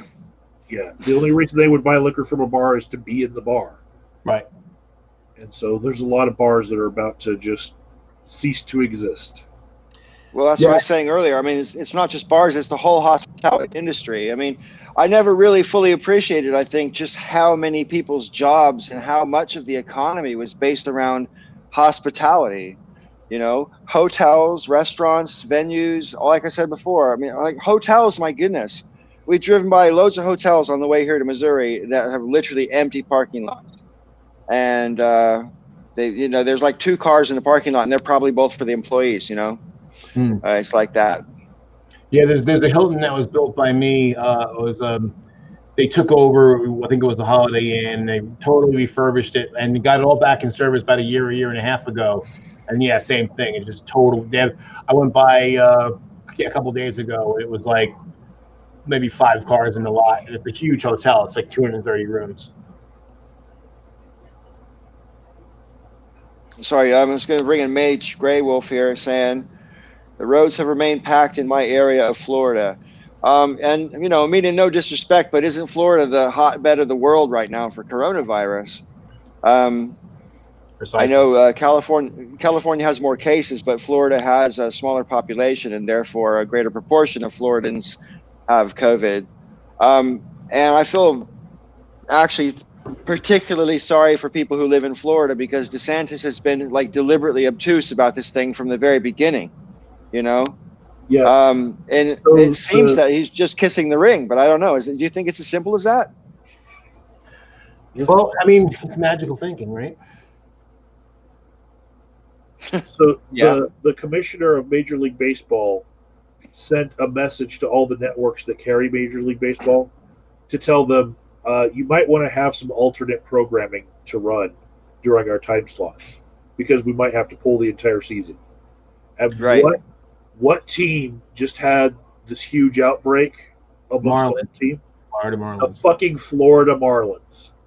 And I was like, it had to be fucking Florida. Oh yeah. Yeah, so they had to suspend. So the whole team is locked down right now, and so they had to postpone all the Marlins games, because they had like seven guys on the team. I think were tested positive. And there's other teams with positive players as well, so it's looking pretty dodgy right now. Which here, MLB. I think an important thing that the right-wing people seem to miss, because it's mostly right-wing people. Let's not kid ourselves. They keep trying to downplay this and try to say that, you know, it's not as bad as it's no worse than the flu and all this horseshit. Even though we've already even last year, which was a high number of deaths for the flu, and we're already at like double that. So like, okay, well, you're right off the bat, just right there, you're wrong. And by the way, we don't normally go through this whole rigmarole for flu, and still only 80,000. So considering that we're going through extreme measures and we're already double, that's the proof right there that it's worse. But everyone keeps forgetting about what happens for the people who survive, but with side effects. There's a Major League Baseball player actually who survived and has got some. He's young, like 25, 26, got permanent like reduced lung capacity. And it's happening. And I saw something today. I didn't get a chance to read the whole article, but it said the study said 3/4 of everyone who has been, had COVID and cleared of it has some sort of diminished lung capacity. 75% of the people who survived have diminished lung capacity in some degree, or a heart problem. Which is basically a comorbidity for a future illness. Right. And that's the thing. So they act like, oh, well, most people don't die. And it's like, well, death isn't the only bad thing that can happen to you. Plus the fact that all the people who don't want to count existing comorbidities. I'm like, well, you know what, assholes? We count comorbidity for the flu. So if you have a heart, and that's the irony, because if you think about the flu, who dies from the flu? The very young and the very old. And so it's basically people who have compromised immune systems and frail systems and all that kind of stuff. And we count every one of them. So why, but they want us to change the rules for this one because they don't want to accept that the number is as bad as it is, even though the number of unattributed deaths is way off the chart right now. Like, because every year in any given month in a year, the number of people who die in that given month is about the same. It varies a little bit. It grows a little bit with the growth of the population, but it's fairly consistent, and they can track it. And the month-over-month death rate, for all purposes, is way off the chart. So if you count those deaths, which we probably excess deaths, the excess deaths, the actual number of COVID deaths is about double what we're seeing right now. So we're actually around 300,000. Without even estimating, we could just use the official number. It's dark enough, but I think it's worth pointing out that whether your government is like as uncorrupt as possible, or if you live in a despotic government, it's never in the government's interest to tell the truth about the numbers, because it's in their interest to keep the numbers as low as possible. You know what I mean? So I think it's always prudent to be a little bit suspicious about the official count, whatever that count is, no matter what the number is, So Rob, I got a wallet full of stripper bait here, right? How much do you want to bet that I will be able to find Joe Biden saying the term 250,000? We're at 150,000 plus deaths right now. The rate is at around a little bit more than 1,000 deaths a day. We have 92 days to the election. How much do you want to bet that I'll be able to find a clip of Joe Biden saying Donald Trump is responsible for 250,000 deaths? I'm not taking that bet, because that's absolutely going to happen. From my lips to his ears, 250,000, because people will be able to quantify that in their head. Yeah, I mean, we're on track.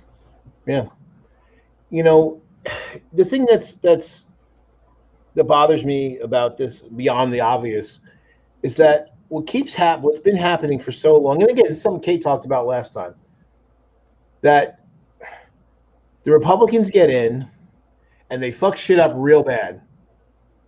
Then a Democrat comes in, and just as they're starting to make some headway, then Republicans get, and then of course there's some follow-on effect, because if someone change, just because the president changes hands, it takes a year or two for the new policies to get into effect.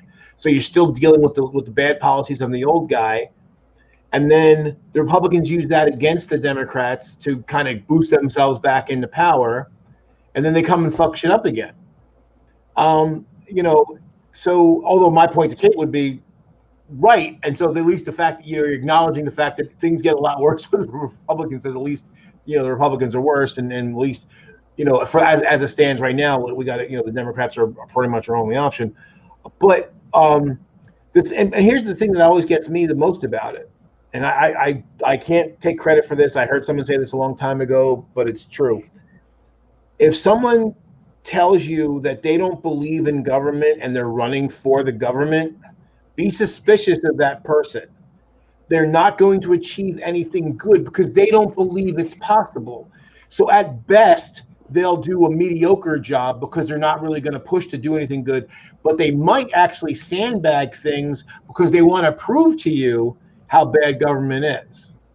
Well, that was the whole Tea Party thing in a nutshell. Yeah. So yeah, I tweeted and put out on Facebook a chart of daily COVID deaths and how it's risen since the shutdowns have eased a little bit, and Florida. If we are in fact in the second wave and it started 2 weeks ago, and we're just going to see the numbers climb as they have been, it could have just a funny sort of coincidence. It could happen right at the election day that the peak deaths happen. So right at the top of the second wave, right? And then because we have a presidential change, that effect on the stock market of them losing confidence in things being the way that they've always been, that uncertainty that it creates could be like the most massive plunge in our economy ever. I mean, we've already set records this year, but like what we're looking at is a perfect storm. We've already seen how much the stock market is just a chart of rich people's feelings, and how 40% of it can just go bye-bye because they're like, oh no, coronavirus. Well, now it's worse. How much of it could we really find out is really just rich people's feelings? If we have how much of what's crash? Yeah, sorry. How much of those numbers is artificially inflated is what I wonder. Like when those drops happened before, back in the 1929 crash, we had people literally jumping out of windows because they lost so much money. Okay. And let's just say you're one of the top 10 guys. If you're one of the top 10 richest guys, you could literally lose half your fortune and still be one of the top 10 guys, right? That's how rich those people are. And they don't actually have that much money in the bank. That's all tied up in assets. So if the stock market loses value, their number shrinks, but they're still filthy rich. Yeah. Especially by comparison to everybody else. So the number shrinking only matters psychologically because the positions haven't changed. Yeah. But so I was going to say, just cynically, the stock market doing a little bit better after that crash looks better for Trump, because some people are just so stupid that they associate the Dow Jones Industrial Average with the economy doing well, which it's doing shit.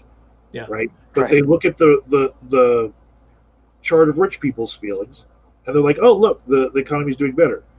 The reason why it's doing better was because of the bailouts, because of the stimulus package.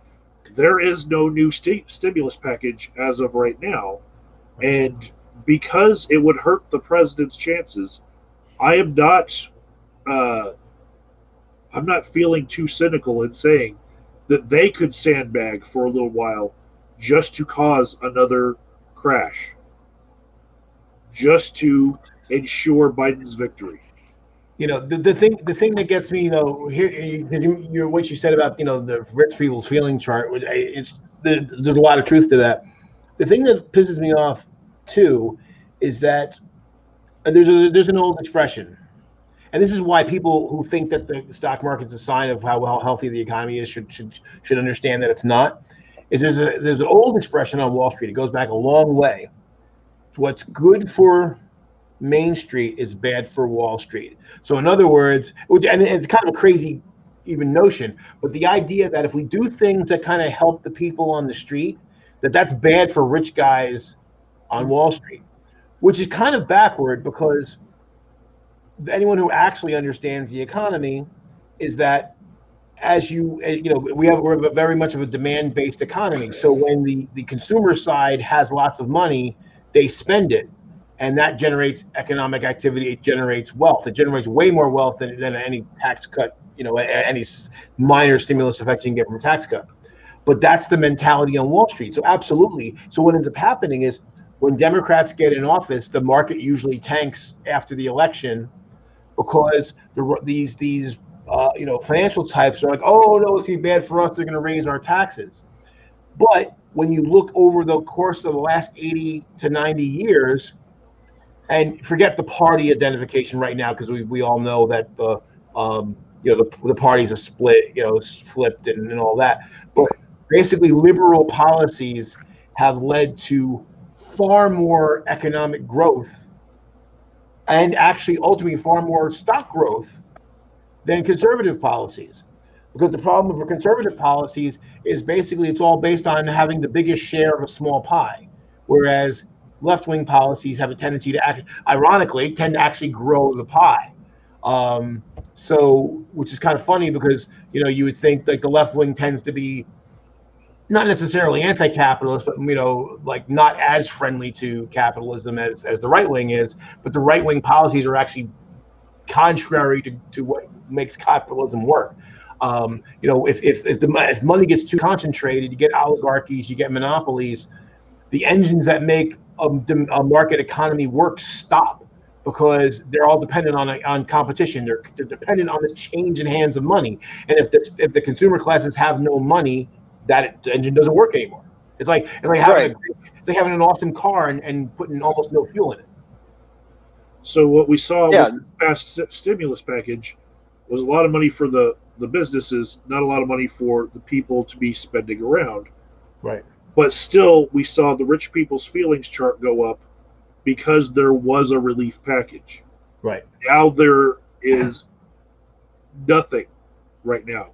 Like today, they should have had one. Yeah. Or yesterday, really. But, and where are we? Those rich people's feelings are only going to float for so long before they just come down. Another good example of within recent years, within the last 12 years, is when the Bush bailout. Again, they gave money to companies, rich people. Somebody, I think it was Jon Stewart. Somebody did the analysis.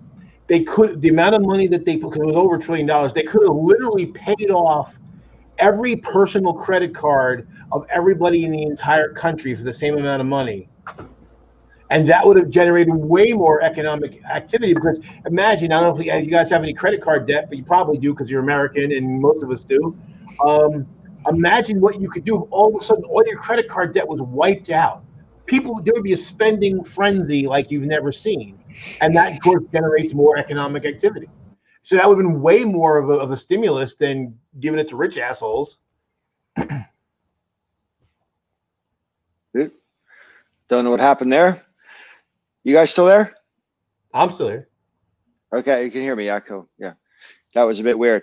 I don't know what to say because like I've already said as before that I believe that the best way to stimulate the economy is for bottom upwards. It's the only way. Yeah. And I don't understand why the powers that be don't see that. And well, I do because they're bought. But like last week when we were here, we were discussing how awful it was that the Senate just decided to take last weekend off and come back Monday and decide what to do about everybody's unemployment benefits. And here we are a week later and they still haven't done it. Right. And I repeat what I said last week. I mean, these people are behaving as if they already know that there's not going to be any ill consequences for their actions. Because if they were worried about the electorate, they wouldn't be behaving this way. Rob, pipe in, man. It's been too long. Give me your what for?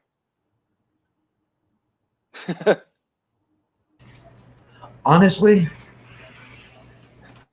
there's a lot of noise here as he's running around.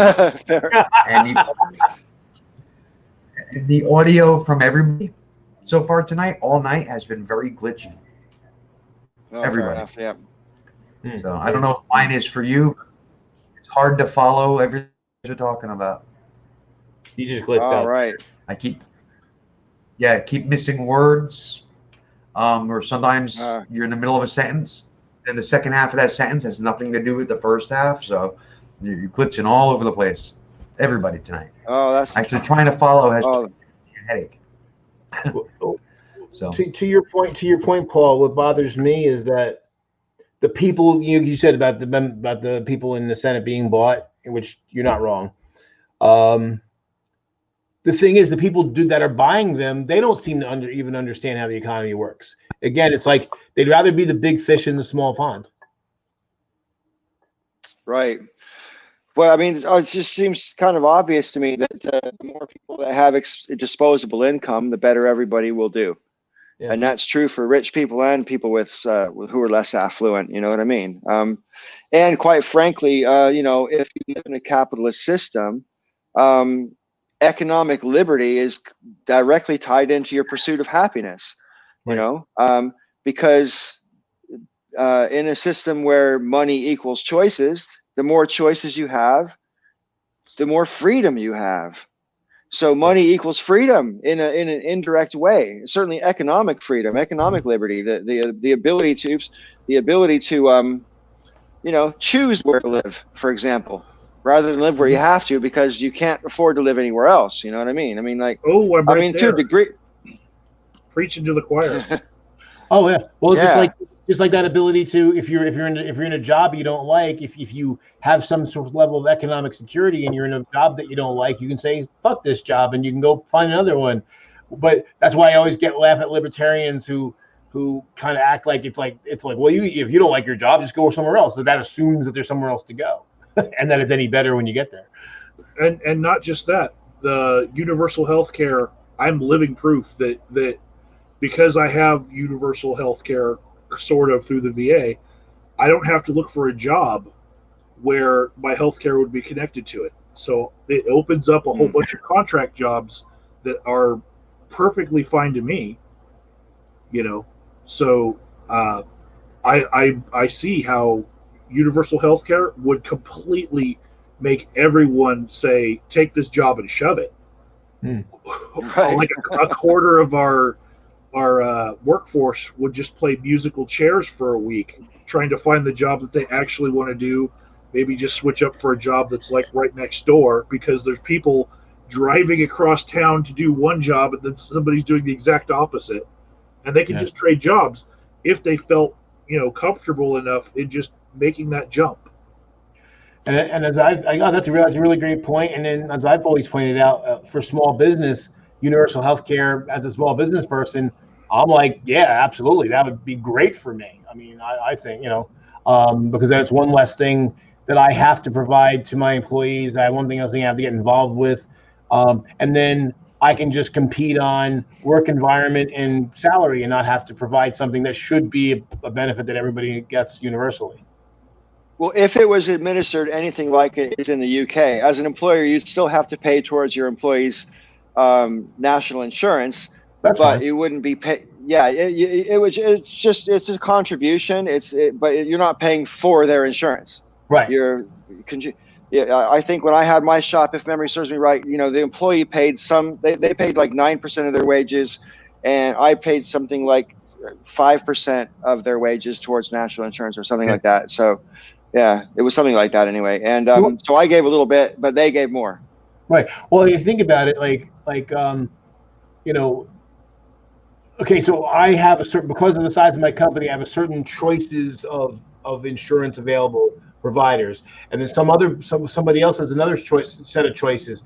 And why should it matter whether I have a big company or a little company? Should be, that's the thing that's so bizarre about it, is like, so if company X they have these choices, and then they can offer this to their employees, but then a smaller company you can't offer as well. So that's so ridiculous. It has nothing to do with my business. I'd rather pay the 5, 10, 15, 20%. I'm fine with that too. Yeah, right. And as I mentioned last time, like the whole regulatory thing, like, now I got to spend time to make sure that I don't violate the rules and end up, bankrupting my business or something, going to jail because I didn't fill out the right form or did something wrong, incorrect. Yeah, I'm afraid of I'm quite happy that I don't have to worry about filling out forms and stuff, but pretty soon I'm going to have to dive into all that stuff because I have this fear of authority, right? and dealing with authority, I just hate it. And I'm gonna have to go to the DMV and get a driver's license pretty soon, and I dread that, because that's unpleasant when there's no COVID. But now, it's just going to be this massive hassle. Can you hear me? It's more pleasant when you go, because you have to make an appointment. And Right. so there's no waiting inside of it. You actually know around the time that you're going to get in there. What's not as pleasant is my niece just did all the requirements to get a driver's license, to get her first driver's license. She has an appointment to turn in all the paperwork in September. Oh wow. So that's kind of scary. Yeah, you're looking at a little bit of a backup. Right. Well, can you highlight that Phoenix writer comment? Yeah, that's the one. That's exactly what's happening. Yeah, and it's that's a function that we have to find different innovative checks on for the rest of time, because when one business makes a lot more money than the other business, they're going to try to reinvest in ways to squeeze out other competition. That's capitalism, and we just have to see those new ways that they're trying to do it and counter it, so that we can have new small business. Right. But yeah, that's why it has to be regulated. Exactly, it has to be regulated. The fact that the bigger businesses negotiate with the insurance companies in order to get a little bit better of a deal as far as benefits for their employees and what they're paying per employee, that's just a function of their size and how much that business means to that insurance company. Right. Right. And when you're like me with 10 employees, I don't mean that much. Small fish. Very small fish. So earlier this week, some of the most powerful people in business were testifying via video link to Congress, because you had, was it Zuckerberg, Jeff Bezos, was it Tim Allen, I think, and I can't remember the fourth person. Michael, do you know?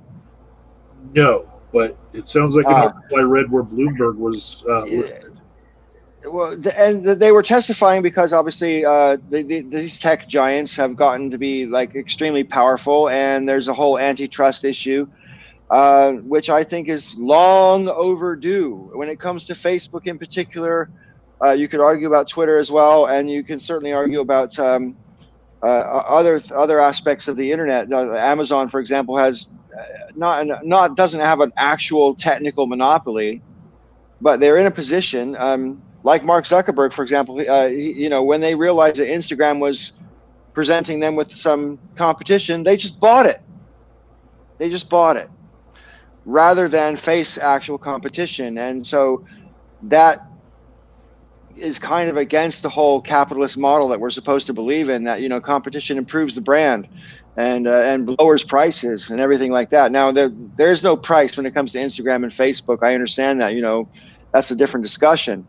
But the point is that with this whole concentration of ownership and the fact that we don't know how they use the information that they get from us and to what ends, and we don't know how scrupulous they are with the abilities that we have granted them over us. So I think there's a very strong argument to we should be breaking all these big companies up, media and social media. We're doing the opposite of breaking them up. In fact, as the person in here who has the most TikTok followers, I will say that it seems kind of fishy that Donald Trump says, I'm going to break up TikTok and make them sell to an American company their U.S. side of things. And in 4 more days, we're going to see Instagram come out with their own version of basically TikTok. All the same functions of TikTok, they're just going to unveil it. And right now, content creators, some of the bigger ones, already have the beta for it so that they can port over all of their content to it. But basically, that's just growing the existing companies. Yeah. TikTok was the competitor, and they're getting shot dead in the water, for both sides, both the competition side of stealing all of what is innovative about them, and then the legal side, the government side, helping that along. Let's just get rid of your competitor for you. Now, see, that's the thing. It's if you look back, probably, and one of the reasons why Teddy Roosevelt is probably my favorite Republican ever. Back when the Republicans had principles, they were more the Northern Party, and they were more the more progressive party.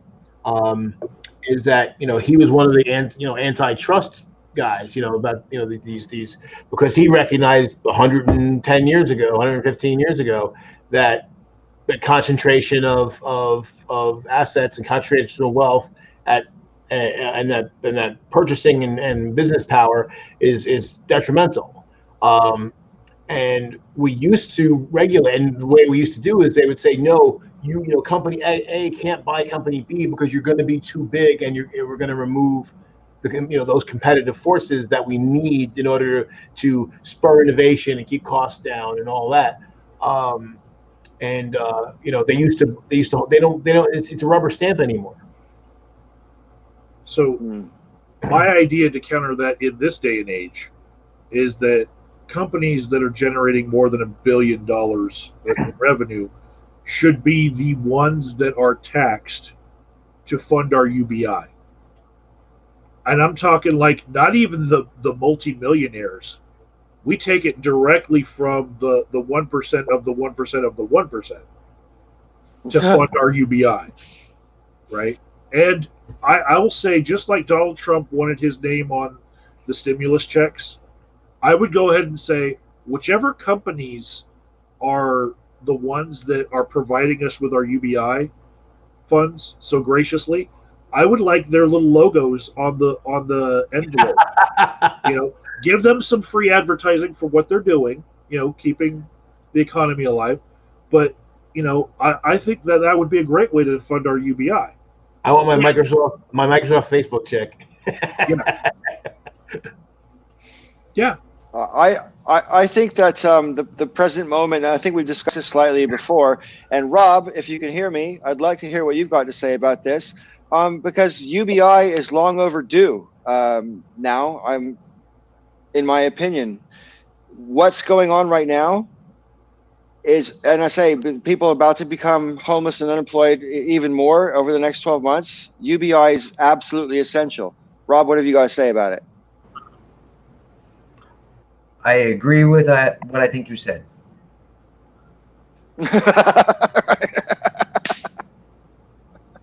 I have certain feelings because I'm in the market to move, and I'm locked into the place where I live, just like Joe was talking about.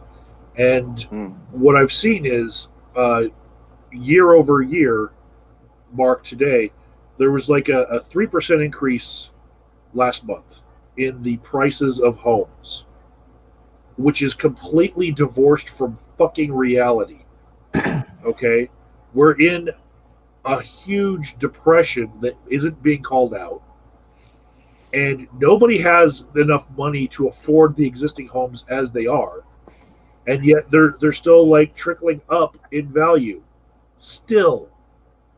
And I'm waiting for a housing crash that I'm hoping will happen so that I can afford to move. And I'm a guy that has a college degree, living with a girl that has a college degree. Together, we make a 6-figure fucking income barely, and we still cannot afford to move. We're stuck in the house we're in because of the deal that we're in, because she bought at around 2012 when the housing market was low.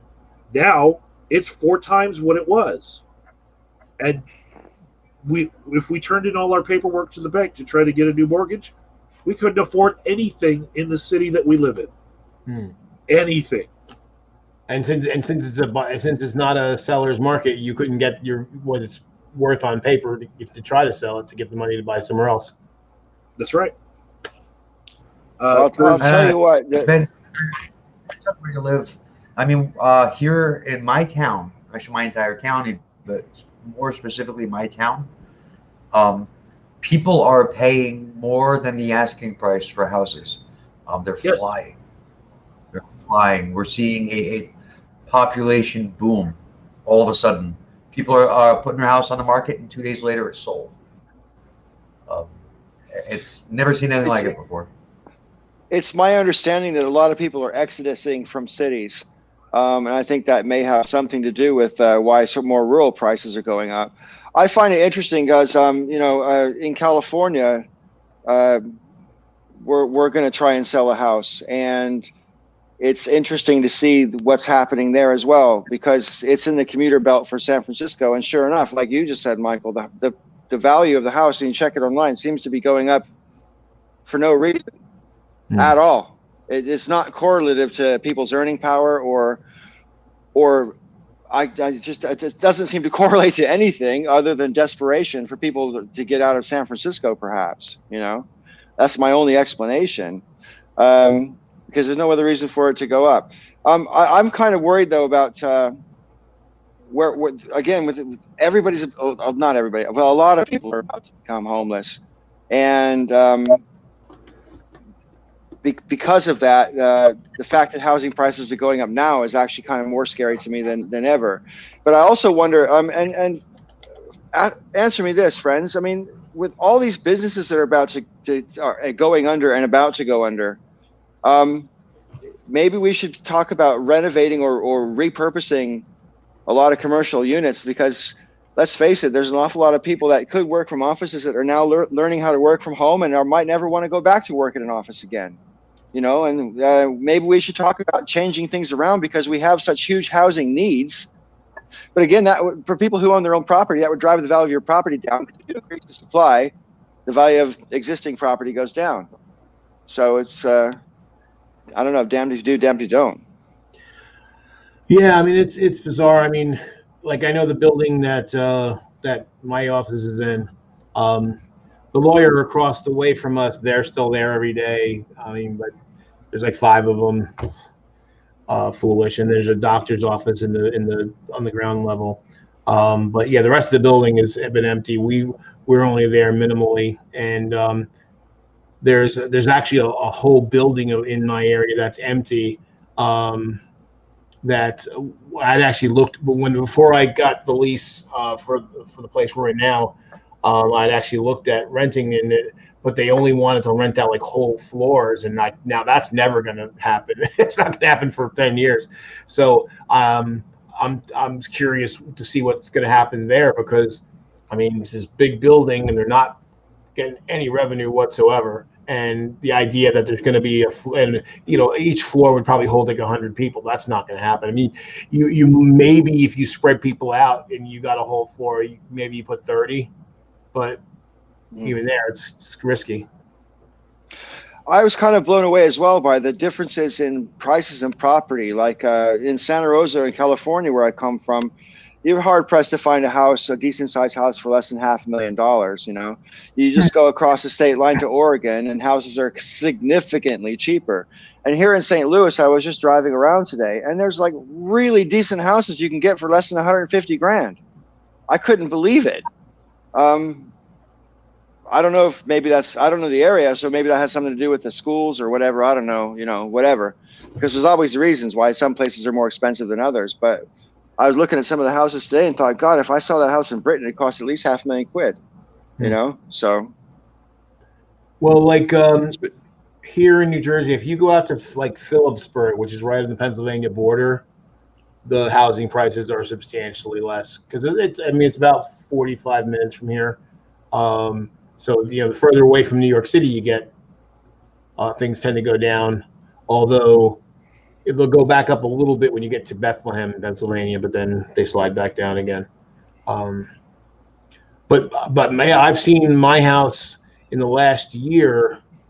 Based on the Zillow estimates, and we actually had gotten the house appraised because we were going to refinance. That hasn't happened yet, but basically using Zillow tends to estimate low, and just based on that, my house now is worth more than what I initially paid, or the mortgage we originally got back in 2006, when we were still at a high market before the market crash. So a house is actually worth more now than when I entered it when we were at a high point. It makes no sense. Right. So, but at least you got some equity now. Yeah. Yeah, we gained equity simply by just being here and paying the mortgage. Right. Yeah.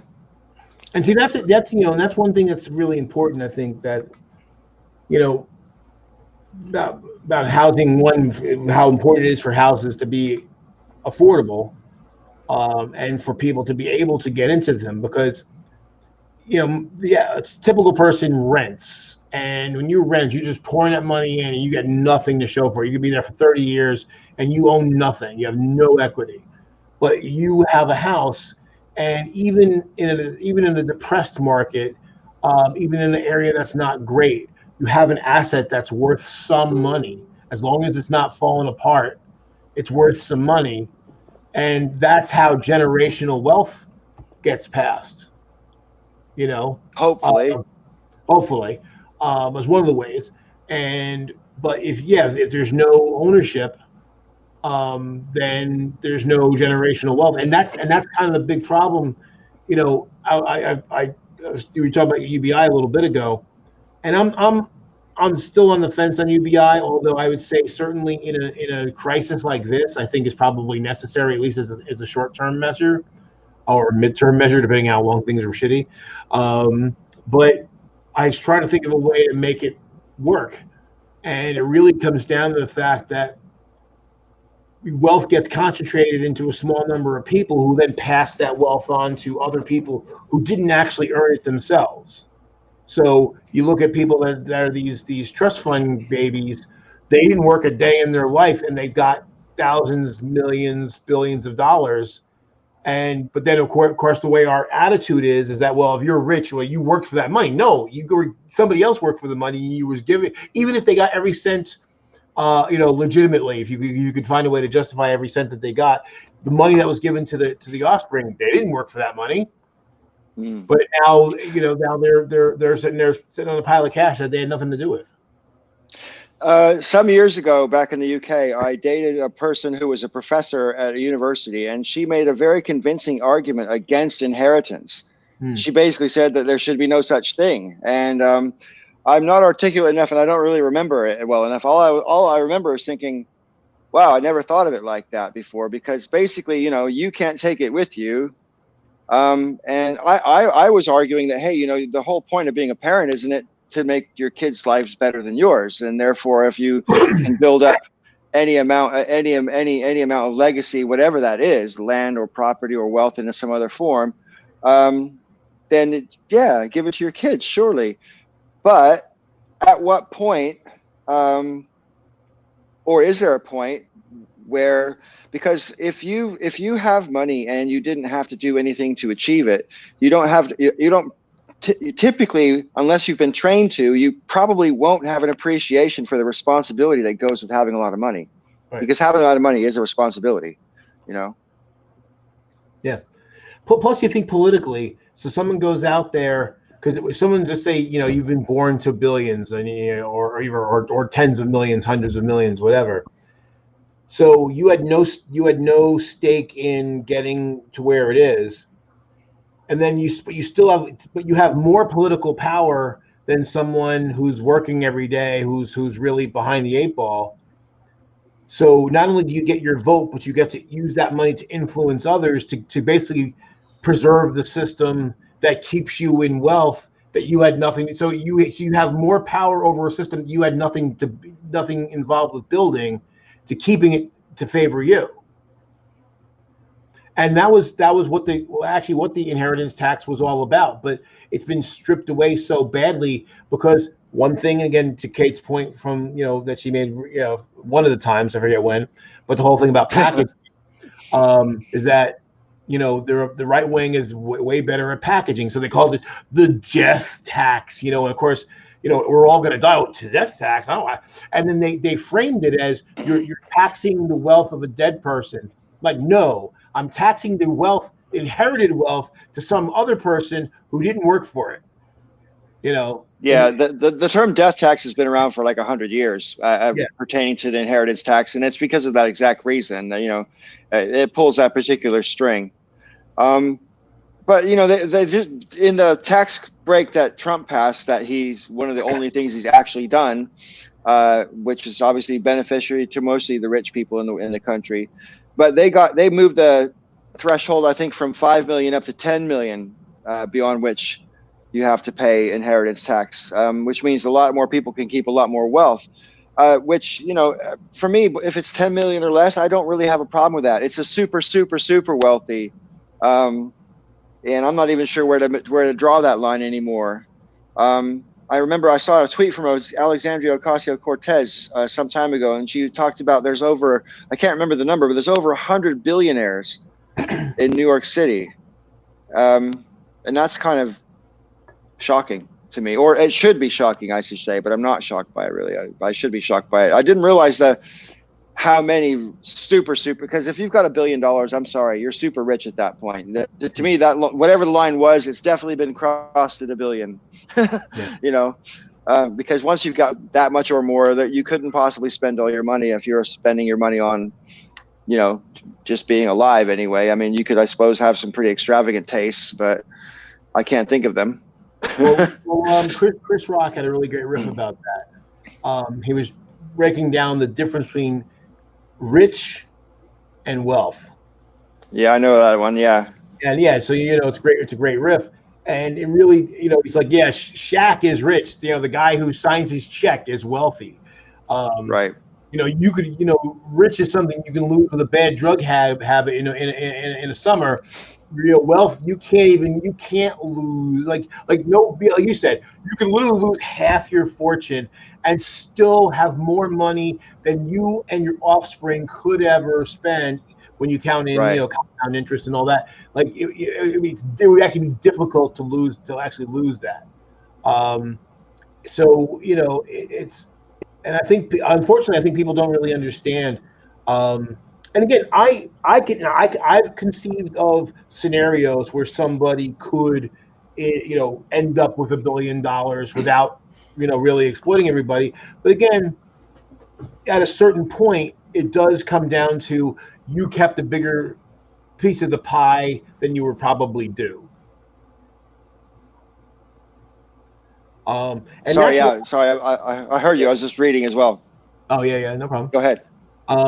Well, that's why, you know, I said about tax, you know, the whole thing about taxes, because basically the European system, the way their taxes are set up in the whole progressive tax system is not really to collect those taxes. No one actually paid 91%.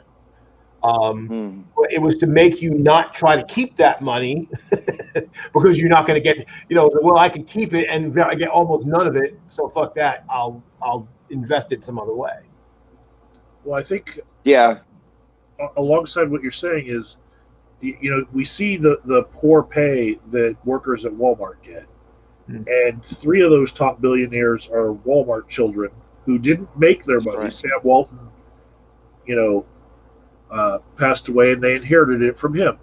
Right. So if they were to take a fraction of their wealth, so all 3 of them have like 50 billion, right? Yeah. It would take 20 billion to house all our homeless in America. Right. One of them could make the decision to give up not even half of their wealth, right, and house all the homeless in America. Right. Yeah. And I just these are things that I've learned recently, but most of the time we see these billionaires and we see that them doing, like, you know, donations to this and that, and it's not even 1% of what they actually are worth, but we see them as charitable. But in reality, those Walmart children who do donate to plenty of things, just not, you know, a good portion of their wealth, but they do donate a lot, more than I'll ever make in my life. Yeah. They're the reason why those donations need to happen, because they're not paying their workers. Right. The self-fulfilling. But we look at them and say, oh, look, they gave millions. Well, you know? I've been saying that for years. Bill Gates Foundation gives away like 250 million or more, or something like that a year, and just let's round his fortune down to 100 billion. That's like having $100 bill and giving someone a quarter. Right. That's the comparison. So yes, 250 million is generous by any reasonable definition, but then when you compare it to the overall treasure, it seems stingy. Well, especially if you think about it, they all have investments, and typically you're investing, you're typically expecting 7 to 10% on a year year over year for any length of time. So they're not even giving away. They could give away 7 to 10% a year and still not even touch the principle of what they have. They could just they could continue to have 50 billion and still give away 7% every year and still have 50 billion. Yeah.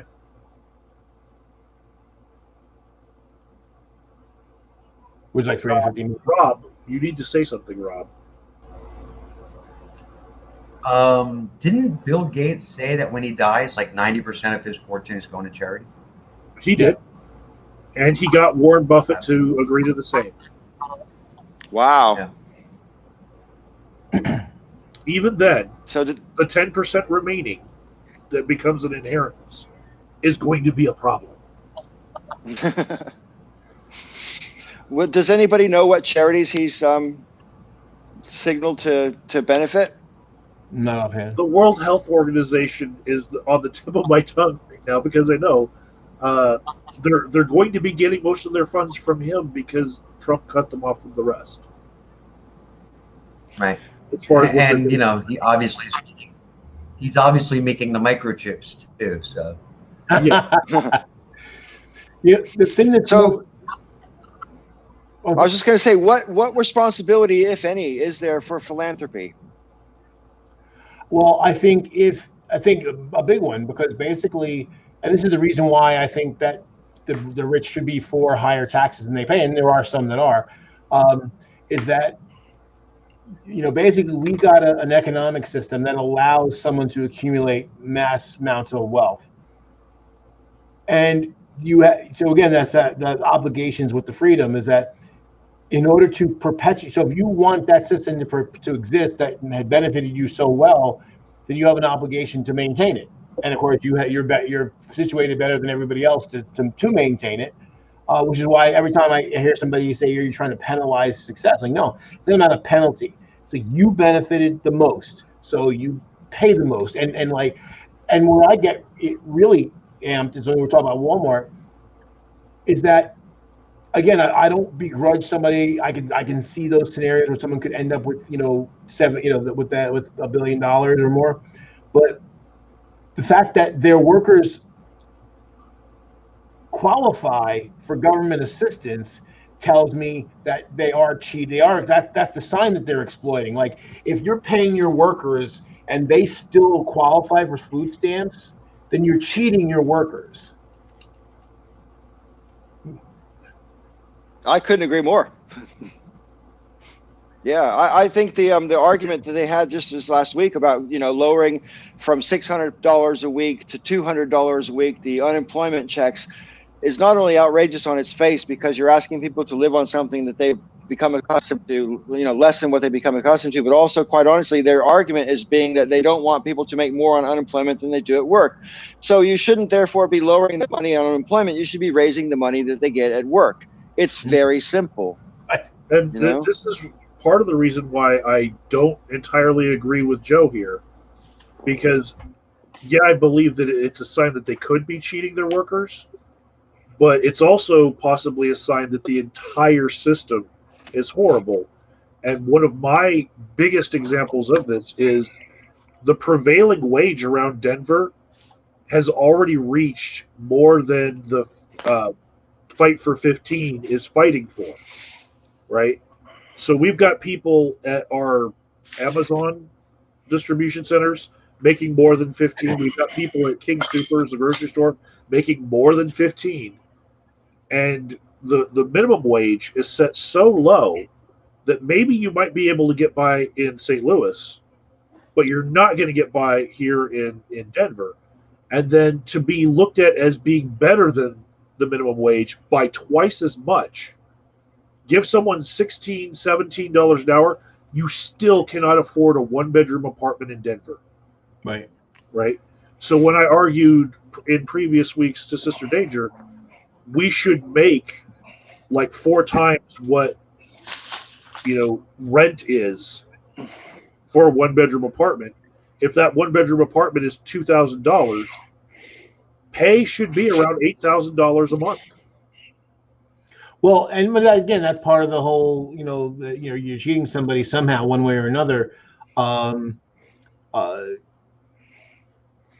yes, it certainly has to be, and it is also part of the problem too, because in a state like New Jersey, 765 was not enough when it was passed. Yeah. There was no place in New Jersey, even 15 years ago, that you could live on 765 an hour. So, in fact, if anything, to your point about 15, not being enough, really just based on where it was back in the late 60s, and you use the the inflation calculator, it should really be about $22 an hour. Yeah, if minimum wage kept up with inflation, it would be about $22 an hour now, and that's from 1969, as I recall. I think I read that. What I want to know though is all prices that seem to be too high for him. I know I was gone for a long time before I came back to America, but I can't believe how expensive everything is. I mean, it blows my mind, and it's just, I don't know. And it seems like you need to buy more things now than you ever need to used to buy. I don't know. That's probably my imagination. No, but, it's not your imagination. Well, the other thing too, what companies have done is they keep reducing the amount of product you get in the package. Right. So it's a way to hide a price hike. Right. Right. It's a price hike. It's a price hike. Sugar used to come in a 5-pound bag. Now it comes in a 3-pound bag, and the price went up. Right. Right. So you're getting less and paying more. Tuna used to come in 8-ounce cans. Now it's in 5-ounce cans, and then or 4-ounce pouches. And I remember as a kid, you make a can of tuna, and I get it like 2-3 sandwiches out of that can of tuna. Now, basically, it's a can per sandwich, and I like it relatively thin. If you like a thick sandwich, you're going to be talking about multiple cans of tuna per sandwich, just because they wanted to hide the fact that they raised the price as much as they have. It's a hidden cost. It's when I was a kid, I'm the middle child of 5. My mom used to feed all of us with a can of tuna fish. We'd get lunch and we'd all get a sandwich from one can of tuna fish. Now I get like a sandwich and a half out of a can of tuna fish. Yeah. So yeah, the can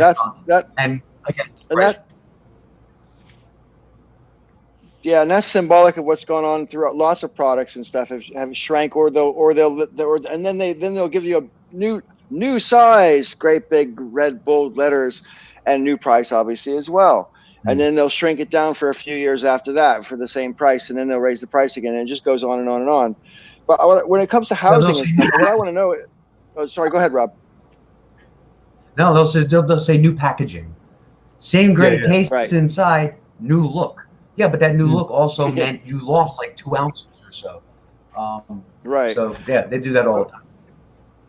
But when it comes to like when Michael was just saying a minute ago about how you shouldn't pay more than 25% of your wages for your rent, it is also for sure true that wages are too low, but I think it's also true that rents and property prices are too high relative to earnings. And Denver is not the only example of that. When I used to live in Cornwall, in England, no one in Cornwall makes enough money to buy a house in Cornwall anymore because the wages are so depressed, because the economy there is so depressed. And so basically all the people buying houses are coming from further up country who are rich enough to have a second home, which then makes it harder for the local people to get homes. Plus, because the second homes don't have to pay the same taxes as people who live in their houses, it raises the taxes for the people who live in their houses, and people become poorer who actually live there, and it just makes the cycle worse. So you can get to a point, and Cornwall is a good example of that, where the earning power is not sufficient to buy homes. And I'm sure there's loads of places in America where, you know, my friend, well, what does he used to call himself? Oh, Dan. Anyway, he used to be a drummer. He used to have a YouTube channel. He did that video about how he knew people in LA with 6-figure incomes, and they were effectively poor because they didn't have any spare money, you know, and because that's how people tend to live up to their income. And when you live in LA, as you know, house prices are pretty expensive, and if you're eating out every night, you're going to be spending a fortune. You know, so. Well, for that reason, what you said about Cornwall, that's why in parts of Florida they started, you know, back before the market crashed, they were passing all sorts of ordinances, and especially afterward when the market did drop, even more places did it, because what was happening is same thing. People from up north were going down and buying second and third houses or investment properties in Florida. So they started making laws and ordinances that you had to live in the property at least a year before you could rent it out. In some cases, 2 years before you could rent it out, because that was just destroying the local housing market with people coming in with outside money. Where that's a creative way to try to manipulate the local market. I mean, whatever happened to the land of the free? You know, I mean, that doesn't sound very free to me. You know, you could buy this house, but you have to do what we tell you to do with it. You know, that doesn't seem well. And I get what you're saying, but again, that's the thing though that wrecks the locals. It's really a self-preservation thing because people are coming in. Oh, I get it. Yeah, I get it. But to me, it's interesting how it's not just in this country. Because it's similar in Britain, but in a slightly different way. But I mean, like, what blows me away is you can buy a property, but it's not really yours. Like, you know, if you own a lot of just land, for example, you pay land taxes every year on that land, and it's just sitting there doing nothing. But you have to pay tax on it anyway. And so to me, you don't own it. You're just renting it from the government. The tax is the rent you pay the government. That's all. You don't really own it. You're just paying the government rent. What was funny too, they call it tax. What was funny about property taxes, and this is where again where lower income people can get priced out of their own house, is that property tax is a throwback to feudalism. Because the whole idea was that, okay, you know, the lord, you know, the local duke or whoever grants you a plot of land, and then you paid feudal tithe to that person, basically 10%. That's what tithe comes from. So you pay 10%, and because you were expected to generate an income off of that land, and then you might tax the people who lived on your land and your workers. Basically, you're taxing them so you can pay the person up. So it's a big pyramid scheme. So what ends up happening is, like in my town, like my property taxes on my house are almost $10,000 now. When I moved in, it was just under 6, and now it's up to 10, and I've been here since 2006. Now we can afford it. I mean, I don't like paying it, but we can afford it. But I could easily imagine people in my neighborhood that could get priced out of their house because the property tax went up so high. And they're not generating. Most people are not generating an income off their house.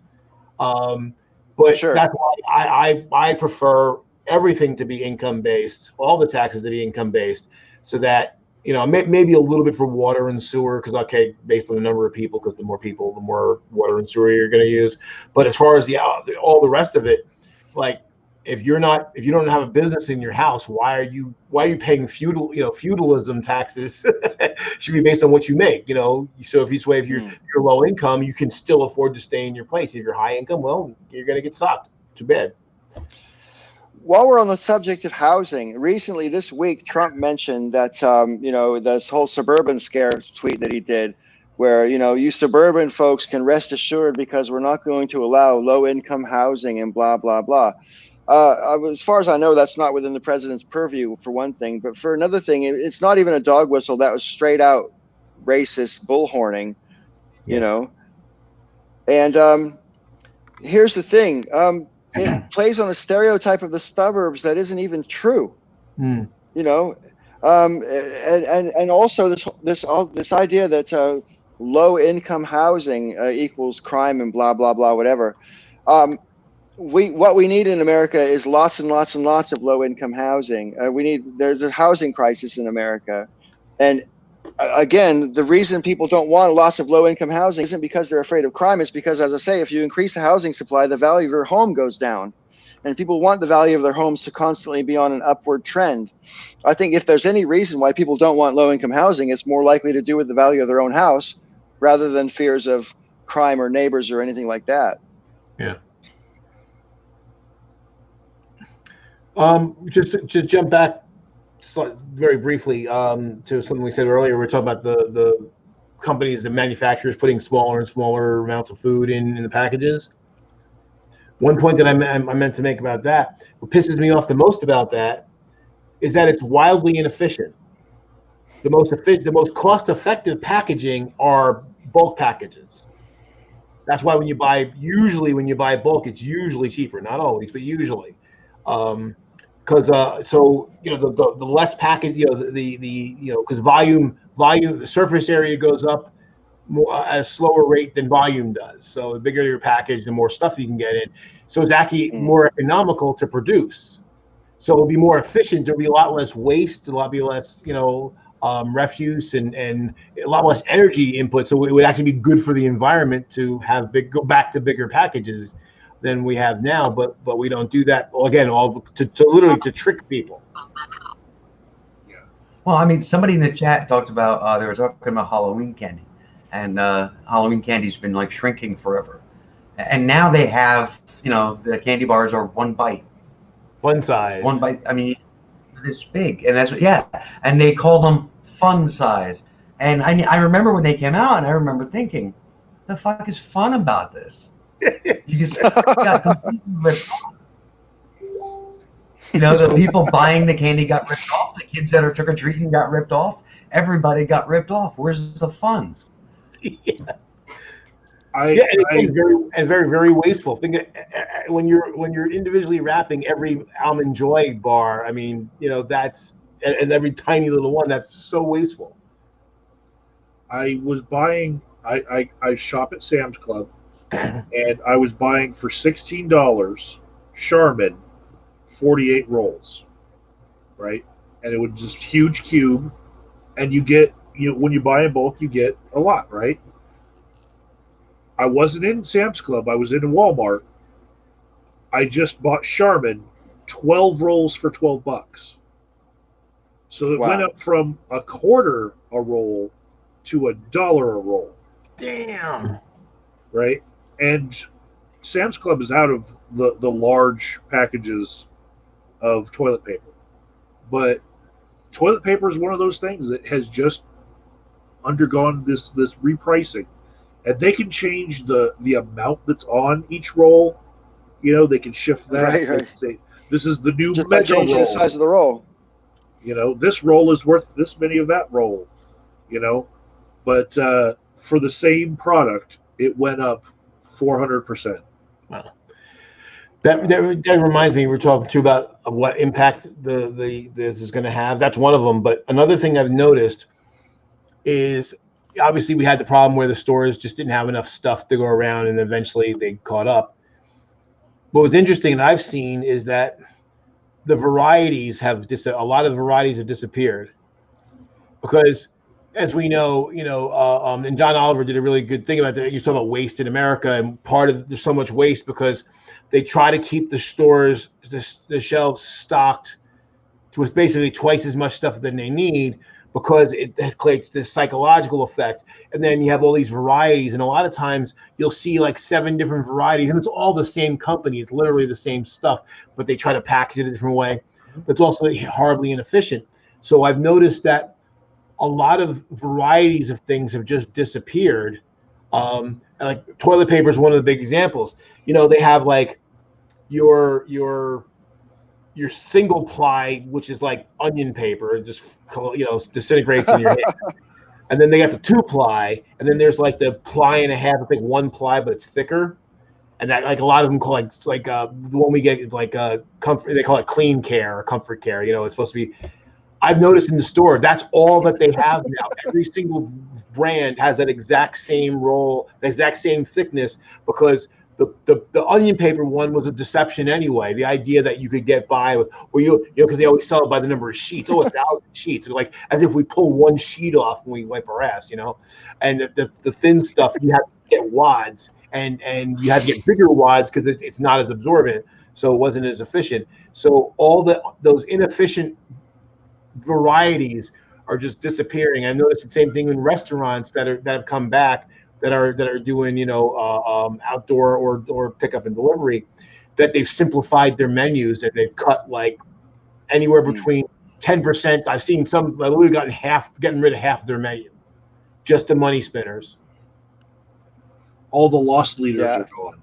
All the loss leaders are gone because it's not you're gonna throw away so much wasted product because you just can't. You're not gonna get enough of those items. Well, at Texas T-Bone Steakhouse, they had the strawberry shortcake. It was like less than $2 for the strawberry shortcake, and you could take some kids with you, and at least the dessert. That was the loss leader. They're trying to sell you the $16 salad, right? On their simplified menu for like DoorDash and for takeout, that thing's gone. Because that was just to get people to come in the door. They can't seat people. Right. So there's no reason to have it. Go into the grocery store and go into the aisle with the mac and cheese. Right? And you look at all the different brands of mac and cheese, and it's all the same damn product. Right? If you look on the label on a lot of them, they're all owned by Kraft. No matter what the manufacturer label or the brand name is, it's owned by Kraft Foods anyway. So, people say, well, this one's like a dime cheaper. You're still buying it from Kraft. It's still the same fucking thing. Do you remember? I mean, as far as it's all an illusion of choice. There's no choices. Yeah. Exactly. Well, did you ever see the movie Moscow on the Hudson? Robin Williams. It's an '80s movie. And basically, Robin Williams' character, he defects from Russia. They're on a visit to the United States, and he defects. And his girlfriend tells him to go to the store and buy some coffee. Now, they're making fun because earlier in the movie, he had to get coffee. And, of course, it was just the coffee line, and you got coffee, not variety. It wasn't no peach mocha crunch. It was just fucking coffee. So he walks down the coffee aisle. And of course, both sides of the aisle are just chock-a-block full of, 75 different varieties of coffee. And he's like, coffee. He's just overwhelmed. He can't understand what he's looking at because, varieties of coffee at all these different companies. And he eventually just kind of curls up in a ball.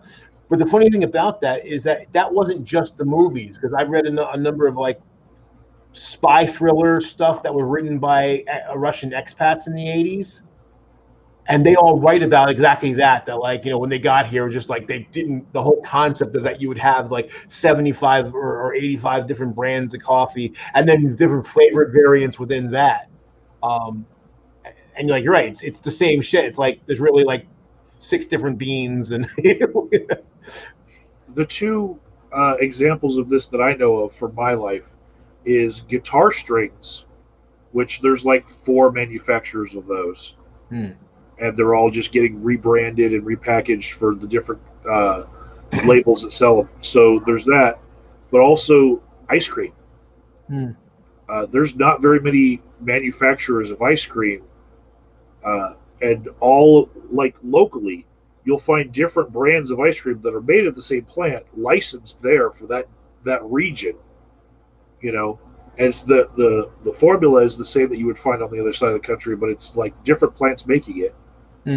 But it's all an illusion of choice. What I've noticed in King Soopers when I go there is they have a problem keeping their variety illusion going. So they've taken to moving products around where they have more of one product that nobody needs, and they just give an entire aisle to that. And then what they have very short supply of, they'll just shrink the available space for it. But for a while, it was actually canned soda that they had to create this illusion with. So the entire soda aisle that they had, because there's an entire aisle for it, they moved all the soda and they put other products in there just to make you think like, no, there's no pandemic going on right here. Feel safe shopping. Don't buy too much. Nothing going on here.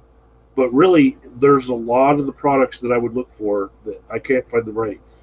I'm still waiting for pumpkin spice creamer to come out, and I know it's before the season, and I know I'm a basic bitch, but I just bought cinnamon toast crunch creamer, and there was like 3 other flavors. So cinnamon toast crunch, hazelnut, French vanilla, and butterscotch, and nothing else. Right. I'm used to like 50 different flavors in that same little refrigerated aisle, and there's 3 flavors besides cinnamon toast crunch, and I was like, well, it's going to have to be close enough to pumpkin spice. I hope they don't cancel pumpkin spice this year. That'll just fuck 2020 for me. Yeah, but see, here's the thing, Mike. It's actually very easy for you to make it. Just literally buy some pumpkin pie spice. I have some. It's not the same. I have in my spice rack. I have pumpkin pie spice, but I've tried putting it over the French vanilla, and No, it gets close, but you have to warm it up, and then you have to hydrate it, and you have to let it sit for a while to let it steep and get all. You basically have to make tea, out of it. But yeah, you can get that. You can get the flavor in there, and it's not going to taste exact because basically, if you're using, like, especially if you make your own, because you can make your own pumpkin pie spice for that matter. If you got the requisite components, it'll probably taste better. It's pre-ground loses its potency rather quickly. Yeah. Paul, where were you? My MacBook battery died, and it took me this long to get my Microsoft laptop working and up and running. And I'm afraid this battery is almost dead as well. So I'm going to have to, I guess, end the show. I'm really sorry about that because, yeah, my equipment is about to fail. I would let you guys carry on live, except I don't know if you can turn the show off afterwards or not. I don't think so. So yeah, anyway, I want to thank all the viewers. And Rob, I'm sorry you had such a glitchy time with your ability to hear or not hear. I went through a bit of that when Joe and when Michael were talking once in a while, but for the most part, I could hear everything. And I think most of the viewers could hear most of it. So we'll see. Hopefully next time we'll have a better luck. Anyway. The Green Machine's wondering what I'm wondering. Why can't you plug the fuck in? Well, yeah, okay. I'm not home right now. Okay. I only brought this computer with me because I needed to get from the StreamYard onto my Apple today. My Apple's plugged in, but for some reason it's not coming back on yet. I guess it needs to get some juice before it actually starts to go. Were you not plugged in while we were going? I thought it was plugged in, but it just died. As you saw, it just died quite unexpectedly. So either it wasn't plugged in or I've got it plugged in wrong. I just got this thing, man. I'm not a technophile, okay? I'm useless, okay? I admit my lack of technical ability, okay? Thank you, Green Machine. Yeah. So anyway, yeah, thank you everybody for watching, and thank you guys for doing it again this week. And I'll see you next week. I'll be back in Colorado next time, so I'll see you there. See you then. Thanks very much, and I'm going to end the broadcast now. May all your ups and downs have satisfying conclusions.